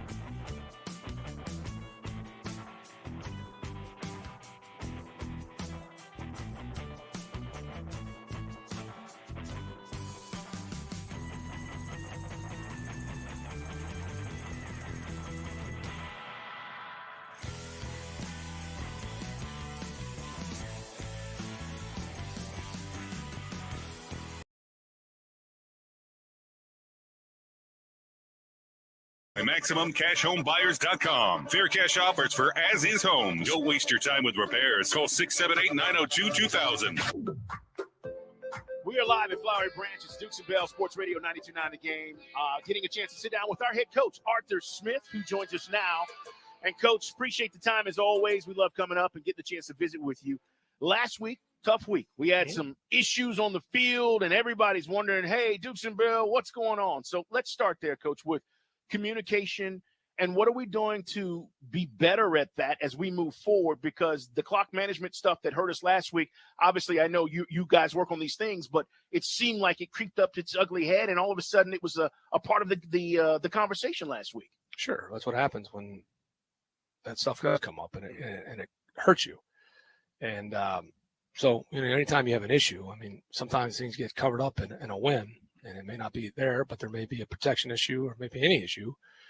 And your job is it's easy to say, hey, what happened? Like, it's kind of like, that can't happen. It's like, no, whatever, no blank. Yeah, there we go. Yeah. But you got to say why. So why did that happen? So, even in this young season, so you've had, I can just do the rough math for you, 360 plays. Came up, we had a couple issues last week. They're all different why they happened. That's not an excuse. I mean, that's just the practical reality. So that's, then you got to say, all right, this is why it happened. Okay. Some of those things are, tough pill to swallow, but they did. And so how are you going to fix it? But, perspective, like I said, somebody asked me this earlier this morning. So let's just do about 1,000 snaps. You hope you have 1,100 in the regular season. Let's just say 1,000, 2,000, right? 2,360. And we've had 3 issues. So I'm not great at math, but that's not many. But the problem was they did happen. They happened at a critical moment, and all 3 of them were different. So it hasn't been an issue. We can't let it become a thing, and we have fixed it, and we understand why it happened. And you have mechanisms to hurry things up. It didn't get done, and you learn a painful lesson. And in a game that feel like people said this earlier too, you can do 90% right in the NFL, but you turn the ball over 3 times, you give up an explosive punt, it's hard to overcome. On top of whatever happened at the end down in the red zone, you're just overcoming a lot. So it was a painful lesson, and we got to do something about it. Thankfully, we're not dead. And we got a big divisional game right now to try to play for first place in the early part of the season. Right. Now, that just makes it frustrating for the fans and for us. Sure. Because we know we're fans first. Sure. This team is sure the defense is obviously giving you the football back, 4 times in that second half. Aside from when they flip the field on the interception, that makes it frustrating. With a young quarterback. Here's the thing about frustrating. Here's what you gotta understand. This team isn't about 3 different entities. Part of the reason we play defense, hold the damn ball for 13 more minutes. Now we got to put more points on the board. Right. But let's not lose perspective in 3 phases now. We play 3 phases as a team, and part of your strategy is you got to get off the field on 3rd down. You got to stay on the field on offense, and we need to score more points. Stop having penalties in that fringe area, the self-inflicted wounds. You put 400 yards up, don't turn the ball over 3 times, you got to score more points. Right. And we've had, 2 of the last 2 games, we've had turnovers in the red zone. We've had a couple issues on the front. They've all been different. We don't have a lot of penalties, but the ones we've had, they hurt us. So the easy thing is the next step for us too, if you look at it, and this is when you have real dudes and a real staff, you look at it, we got to play in sync together. So you can have some good stats here and there, but the momentum. So if you're playing well on defense, you need to get momentum, and you need to play well on teams and offense, and vice versa. If you're playing well on offense, you need to get stops. And the problem is in the losses, we haven't played very complimentary. And that is the next step. But that's the thing. It's just, you can pick apart. It's like, are you affecting the quarterback? Yes, we've been affecting the quarterback. We got more sacks Sunday. They got home a lot, and which is good. You want them because they're negative plays. The ball never goes in the air. But that's the next step for us as a team. So to get off this roller coaster and eliminate and get a little better details and start playing and sync together. The thing I was going to say, like Ritter makes that beautiful touchdown pass to Pitts. That's what everybody wants to see. That's what you want to see, obviously. Because he's a young guy still learning his way in the NFL, does it make you think, does it compound things for him when it's the 40 second, the clock is running down and he's got to get to the line and then execute? Look, it's all more than the quarterback. There's a lot of logistics, and I gave you those numbers to understand that, like, there's certain things we do, a lot of different mechanisms. We won a lot of games playing really well situationally. We have. We didn't last week, right? And we played from behind. We got ourselves in a hole. Some things creeped up. Again, all of them are different, but it's not a crisis. it shouldn't happen. You got to fix it. But we won some close games, working situations and not having to put our defense back out and letting Koo go kick it and go home. And so we just did it the week before. The problem was, I said, we put ourselves in a hole, and there are a couple of things logistically. And so when you're playing quarterback and you're trying to do a couple of things and you got to rearrange a guy, that clock's going. So again, that comes back to logistics and being cleaner. And we all got to do better. I said it all week. It's not on one person. And it certainly makes it hard to play quarterback when your eyes aren't looking up and you can't make your checks, because that's what the NFL is. And then, so that's kind of what happened. Coach Arthur Smith with us here, guys. It's Dukes and Bell. We're live at Flowery Branch. We will talk about Tampa Bay, which is a big game on Sunday, as we're trying to figure out and talk to Coach and get the answers that you guys have been asking us all week. Coach, I want to ask you about Des said today in his presser, and I thought it was very good of him to say what he said, talking about your conversation with him on the sidelines. And he said, I need to stay in the play. Mm-hmm. And I want you to explain to our listeners what he's saying, because he said, if I stay in the play, we probably make a play and we continue to drive the football. But I went outside the play. And I think that's, for him and you and football savants, we get this. But what does it mean for the average fan when he says that? Yeah, I think he goes back to this, right? There's some players, and every player is different. I mean, you have, rules and things you're trying to accomplish. And sometimes there's some really instinctive players, and sometimes you can overcoach somebody and you can take some away. So here, I'll just give you some history. The guy like Des, he is a good play extender. So sometimes those guys can get you out of the jam because they can run, and he's got feel to move the line of the field. So, for example, like you watch Patrick Mahomes, he's one of the best play extenders I've ever seen. So, again, there's only one of him, but there's other guys that are very instinctive in certain things. So, like, you don't want to sit there and make a guy a robot. And some of the things that I think sometimes early on, and Des knows that, you build the confines to let him play his instincts.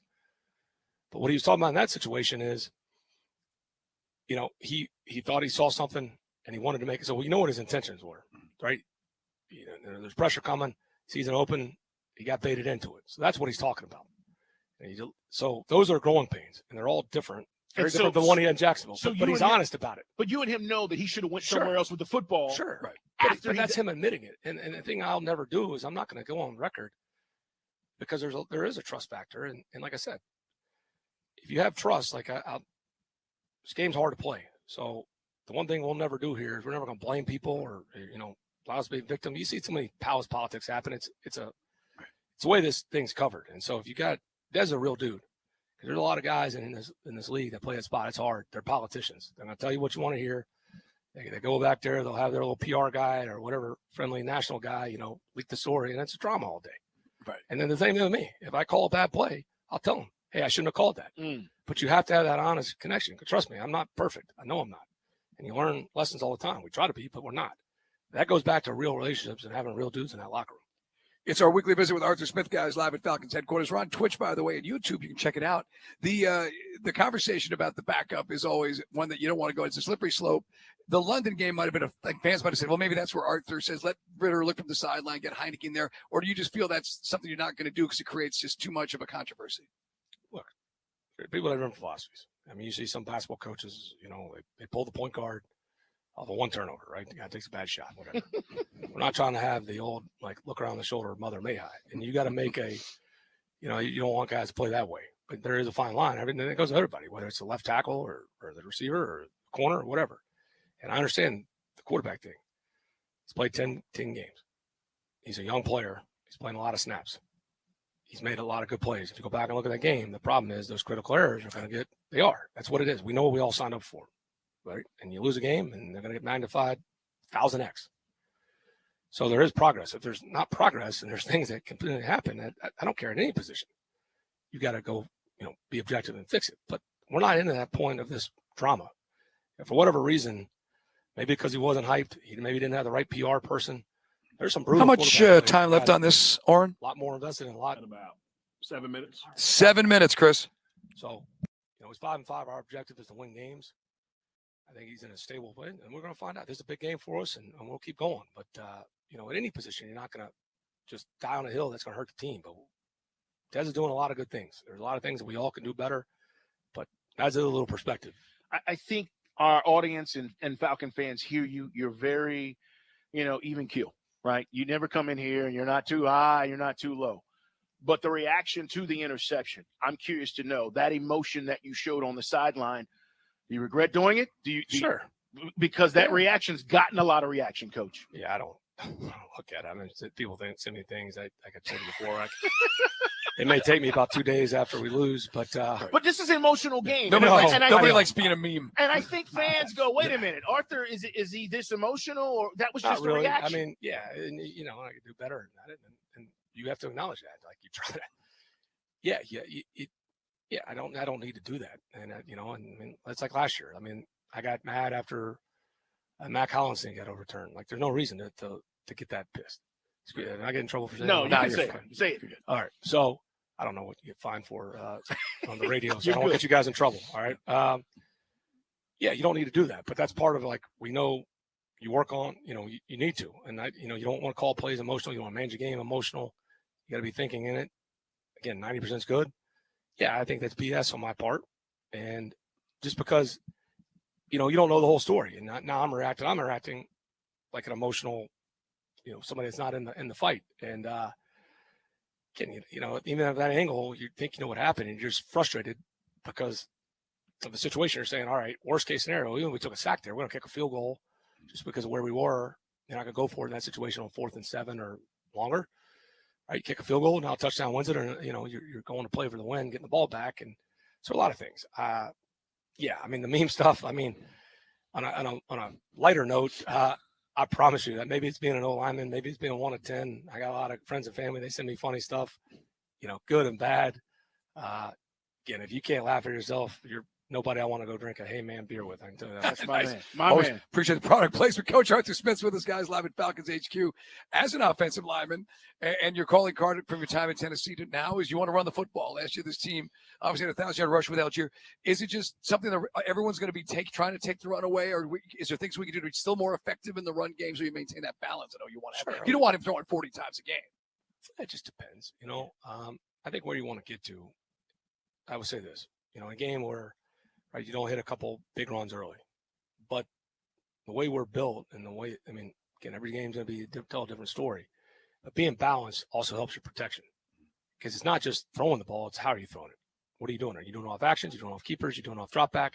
Because I know this, if you sit back there and drop back 45 times in this league, you're going to take a lot of hits, and there's going to be more interceptions. About 3.5 left on this, guys. 3.5.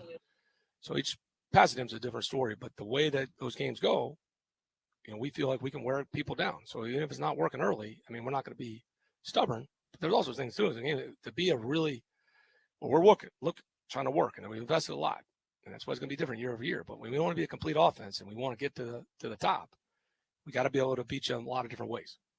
And so I think what you're seeing, it's kind of like you're coming out here. Every game's like an earnings report. We've done a lot of investments, right? So, there is progress being made. We're trying to be the best offense and be more explosive and be the best offense in the league and be, try to go win a title. That's what our job is. Coach, it was like last week, the run game in the second half. We started running the football better in the second half. Right. We didn't go away from it. It just was like, where is the run game? Before we let you go, Coach Arthur Smith, Tampa, big game this weekend. Huge game. What do you see? We're familiar with these guys. I just looked. Vita Vea's got 3.5 sacks. Oren, are we done with lives? Playing well. Their linebackers are playing or well. No. What are we doing? Comcast's break. Familiar with Comcast, the one he gave me. Yeah, Comcast, and that's it. Okay, bro. Just look the way they drafted. Got a lot of respect for Todd Bowles. Does a good job. The middle of their defense is stout. We know that. Again, every year there's a different turnover, but philosophically, defensively, special teams, pretty similar. Some younger, certain spots. And then offensively, they've made a wholesale schematic change. Even the way they're running the football. Baker's in there. I think he's fit well with Dave Canales. We know Mike Evans is still a problem. Godwin. Worse is as good as tackles anybody in the league. Not having Jets change even the way that they're running it. But they're about 2 minutes left on this. 2 minutes. Well, cool. They're trying to change schemes and it's starting to show off.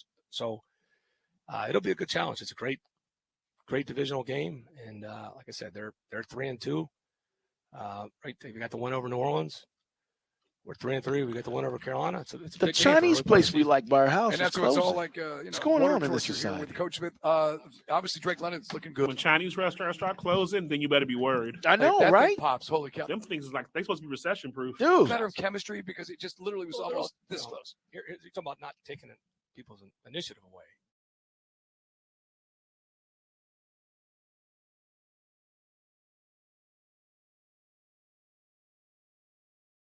That's 40-ish plus throw if they play it right. Ironically, 3 guys were even with Van, and he outran him. It was like the old, hey, if he's even, we're leaving. They want to give his guy, and Is I he don't that want to take fast? that initiative away. There's time and place Is for it. Van that fast? Safer play would have been coming down to Drake because Drake was wide open. It would have been about a 16-yard game. I don't mind it. He threw that ball from the 37.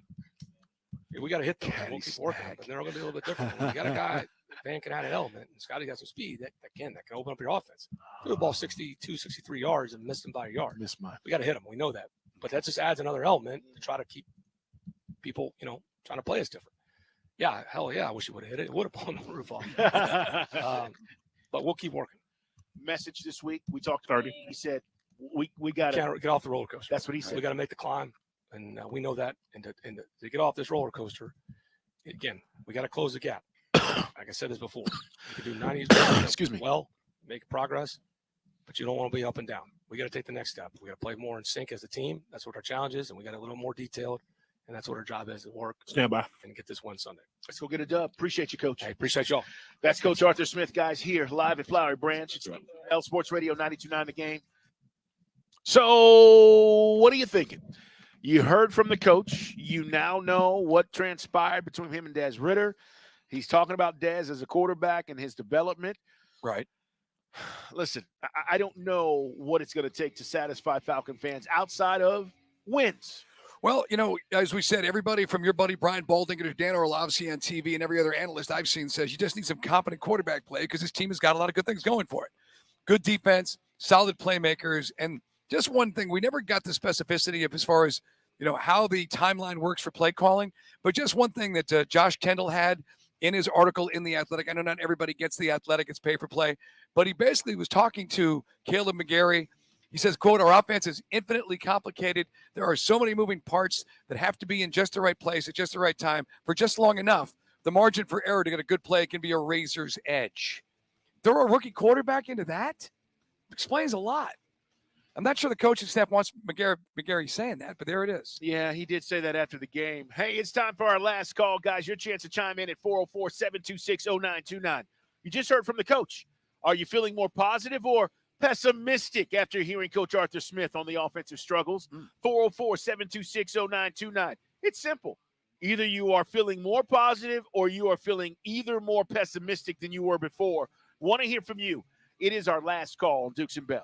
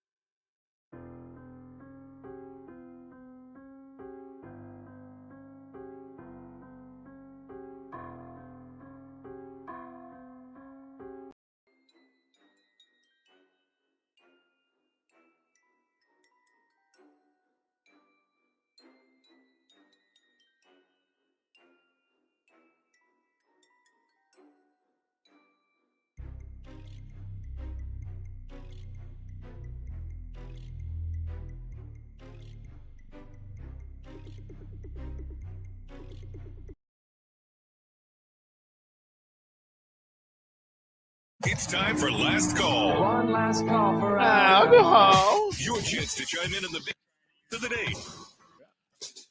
How are you feeling? Is it more positive or more pessimistic after hearing Coach Arthur Smith? 404-726-0929. You guys can let us know. Now, I'll say this. You're going to tell me right now that you're feeling more pessimistic, and maybe you are. We go to Tampa on Sunday. We win. You're going to feel a lot better. All right, man. The good news is your boys throw for 300 yards. Bad news is he keeps throwing to the other dudes. So has not won on the road. That's a big one. You got to check that off. It is. And I've been going round and round with a bunch of dudes on Twitter. Follow Carl. Put them up, C Dukes. I'm Mike Bell, ATL. Are they mad at you? No, I mean, like, there's it's 50. It's almost 50-50. I don't. It's hard to quantify, but there's Ritter camp. And it's not like Heineke. We're going to Joe Montana, right? But we are going to a guy who's got more experience.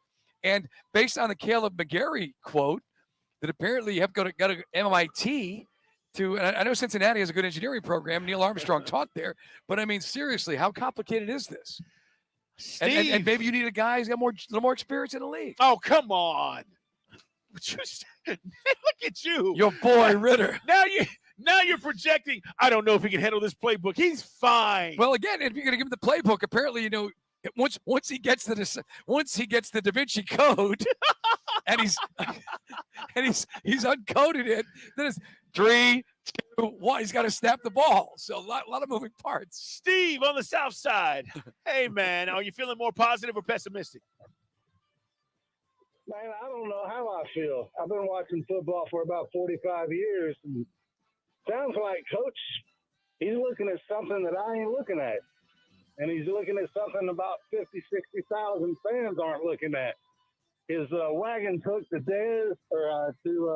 Ritter, and I guess he's going to ride because, I don't know. But Dez, he ain't the one. He ain't the one, but Mike. Montgomery's pitching pretty good for the Rangers. For the love of God, could we get a couple of starters? Yeah, man. Carl and I were just talking about it. Amazing those guys took 2 in Houston By the way, the Philly series is over. They just announced Diamondbacks are going to go with a bullpen start, not Gallen in Game 4. Yeah, and I'll say this, though. The Rangers, this was what they did. Go look at what they did. They went and spent money on pitching. Right. Okay? Through the season. Even when DeGrom blew up in the face, they still doubled down. Correct. So when you say that, understand this was their plan. They felt like they had to line up. They were going to go spend money on pitching. Hey, appreciate the call. He says he's pessimistic. I think that's what he said. Philip in Canton, you're on Sports Radio 92.9 The Game. How you feeling after hearing Coach? Positive? Hey, man. Hey, when are y'all going to be at Twin Peaks in Kennesaw? Good question. Twin Peaks Buckhead coming up Friday. Oh, yeah. And hopefully Twin Peaks Kennesaw soon so we get our way to Nashville. Yeah, we're coming. Nah, we're that's coming. too far. I'd have to that's a hell of a lift ride right there. That's too far. What'd you say? It's a hell of a lift ride to come down to Buckhead. Oh, yeah, it is. Right. No, I hear you. What's up, Philip? Tell us what you think, man. Oh, we just got to be patient. We got to ride this thing out. We just got to be patient. I know it's easier said than done. Just got to ride it out. He's going to make mistakes. We're going to go down to Tampa Bay. We're going to handle our business. Yes, sir. They are primed to get beat. There it is. All right, man. Good stuff, Philip. Coming off a smackdown by the Lions where they couldn't do anything, and we got a good defense. And I'm glad Philip is concerned about where the show's going to be. That's Right. good. We are at Twin Peaks, by the way, Buckhead Friday. So Yeah. if you're in that neck of the woods, come see us. Big James on the west side. Hey, man. How you feeling after hearing Coach? Hey, man. Talk to us. Man, look, I think the P word I got is perturbed. I'm concerned. Like, it's one thing if we're the Panthers or we're the Texans where we got a young quarterback and we got time. Right. We got all the pieces in place. Right. You know what I'm saying? Like, Yes. That's why I think it's such of urgency. While we got the pieces in place, while Brady's still playing at a high level, so you know what I'm saying? Like, we got this year to win. Right. We got to win. And if he can't do it, I don't know what Art's doing. I like him as a coach, but I don't know. It might be. I don't know. Right. It's like a riddle wrapped in an enigma. It's like a splinter in his brain. All right, Big James, He's man. confused by their tactics. Listen, if you guys don't think there's urgency up here, I don't know what to tell you. There are jobs on the line. Oh, we're going to go 7-10, 7-10, and 7-10? There are jobs on the line. This is not supposed to be the developmental year, okay? Last year, you want to roll the dice with Ritter, put him in last year. Swede in Rome. Are you positive or pessimistic? Where are you at? Hey, man. Hey, man. I tell you what, I really like the coach, and I think he's trying to be positive about this. He can't undermine the quarterback that he's got, but he can't pick somebody else. And frankly, they need a veteran quarterback. Mike Bell, you'll like this. Either Norm Van Brocklin or Bob Waters. Or Daryl LaMonica, perhaps. If he's available. Sweet. That could be possible. Sweet with old Anyway. school. Or we can move it up. Pat Hayden, Vince Ferragamo. Keep it in L.A. Thanks, man. Sweet, a regular. Let's talk to Chris in College Park. Chris, man, where you at? It's Dukes and Bell. Hey, man. Hey, man. Hey, man, Sweet is a mess. But let me get right to it. As a leader of the D. Riddy, the Cincinnati fan club, I'm optimistic, man. I hear you, Mike Bell, and I can respect your opinion, but I've seen too many flashes and too many good plays from him. And tell me this, which quarterback after 10 games, whether he was a rookie or a first-year player, looked like he was headed to the Hall of Fame? Go Falcons. Right on. Dan Marino, but that's the 1 in 10. Joe Kelly. Montana was pretty good. Hey, man. Although 49ers weren't great his No, they first weren't. year. No, they were not. Hey, appreciate you guys, man. Thanks for chiming in. Cam Newton looked pretty good in Carolina's first year. Yeah, listen, Cam had a good 10-year run there, man. He did. I mean, when it fell apart, it fell apart. Right. But Mike yeah. Vick, once he got in. Would you stop? What? I'm just young guys who plugged in and made plays. He's talking Anthony about, Richardson was looking good until he got hurt. He said 10 games. All right, I'm just giving you guys. I'm giving you some dudes. Hey, Oren, let's get out of Mahomes here. is pretty much self-evident. Let's get out of here and clear our throat. He didn't play the first year. He got in. And Bella wrapping up another show. So it's time Tucker's in studio. on Sports Radio 92.9. The Game. Hey, before we get out of here, we got to talk to our man, John Chuckery. He's got a full 3 tonight. 180 minutes of entertainment. What's going on, John? He's running back in. Hold on 1 second. John was in studio. Then he heard us play the "Let's Get the Hell Out of Here" music, and now he's running back in studio. I'm not gonna diss my man. I want to know what's coming up on his show. Right.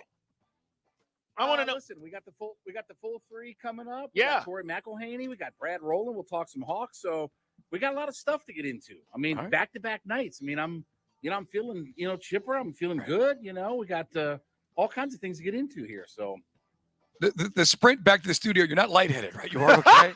no, I was trying to go to the bathroom. I mean, Okay. so I got my. Why would you go bathroom. there? Well, I just want to make sure that a defibrillator is located at the end of the hallway on 8. I'm just saying. Fine. Hey, John, man, That's good. have a great show, brother.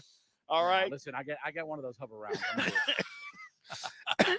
Hey, man, Oren, great job today. Our engineer back at the studio. Big shout out to Jason. He's on site with us. He ran our cameras. Big shout out to Jersey Mike, our engineer here at Flowery Branch. And, of course, executive producer Turtle. Great job. Tomorrow, Michael Rothstein stops by ESPN. We'll talk Falcons with him. The lovely and talented Barbara Dooley makes her weekly visit, guys. Drew Butler, Bobby Carpenter, Mike. We're going to talk Ohio State with Bobby Carpenter. Man, big game for Penn State. Ohio State really has their signature win over Notre Dame, but this is in the big house. Or in the horseshoe, I should say. Can Penn State make it happen? We'll find out. All right, man. We got to get out of here. Everybody, we're back tomorrow, 2 o'clock. Make sure you are here. Mike Bell, clear your throat. Hey, man, everybody wants to get a story out there, but sometimes accuracy is the issue. Dove Kleeman, who I follow on Twitter, gets a lot of NFL stories. He's got over 100,000 followers, so it's not like somebody you'd say, is that a legitimate or illegitimate source? Put a story out there about Caleb Williams' camp saying that if he does get drafted in the NFL, he wants a piece of the team. A lot of folks went back and looked at it and said apparently he's basically, I guess, pieced an old Pro Football Talk story from the summer and rebranded it. So a lot of folks are giving some pushback saying that's not even close to anything that Caleb Williams or anybody repping him has said about his future in the NFL. Well, so we talked about it, so we want to be accurate. Yeah, that's good news, Mike, because we both said, you crazy. You nuts. Hey, as we look at what may happen with the NBA season, which starts next week, by the way, for you NBA fans, I don't know what's going to happen in Philly, but this is what I do know. James Harden, I've been telling you about him for years. And this is just another example of what I've been saying about James Harden, who, oh, by the way, now is not with Philadelphia, has wanted a trade, and now is crying and pouting like a crybaby. So, Mike, what's he do? He catches a private flight to Houston. How do I know it's private? Because I know people. And what is he doing in Houston? Well, he's not practicing with the team, and he's certainly not getting ready for the start of the season.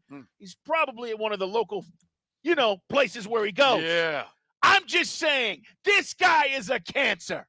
If you love the show, you tell your friends. If you don't, maybe your playbook's too complicated too. Oh, goodness.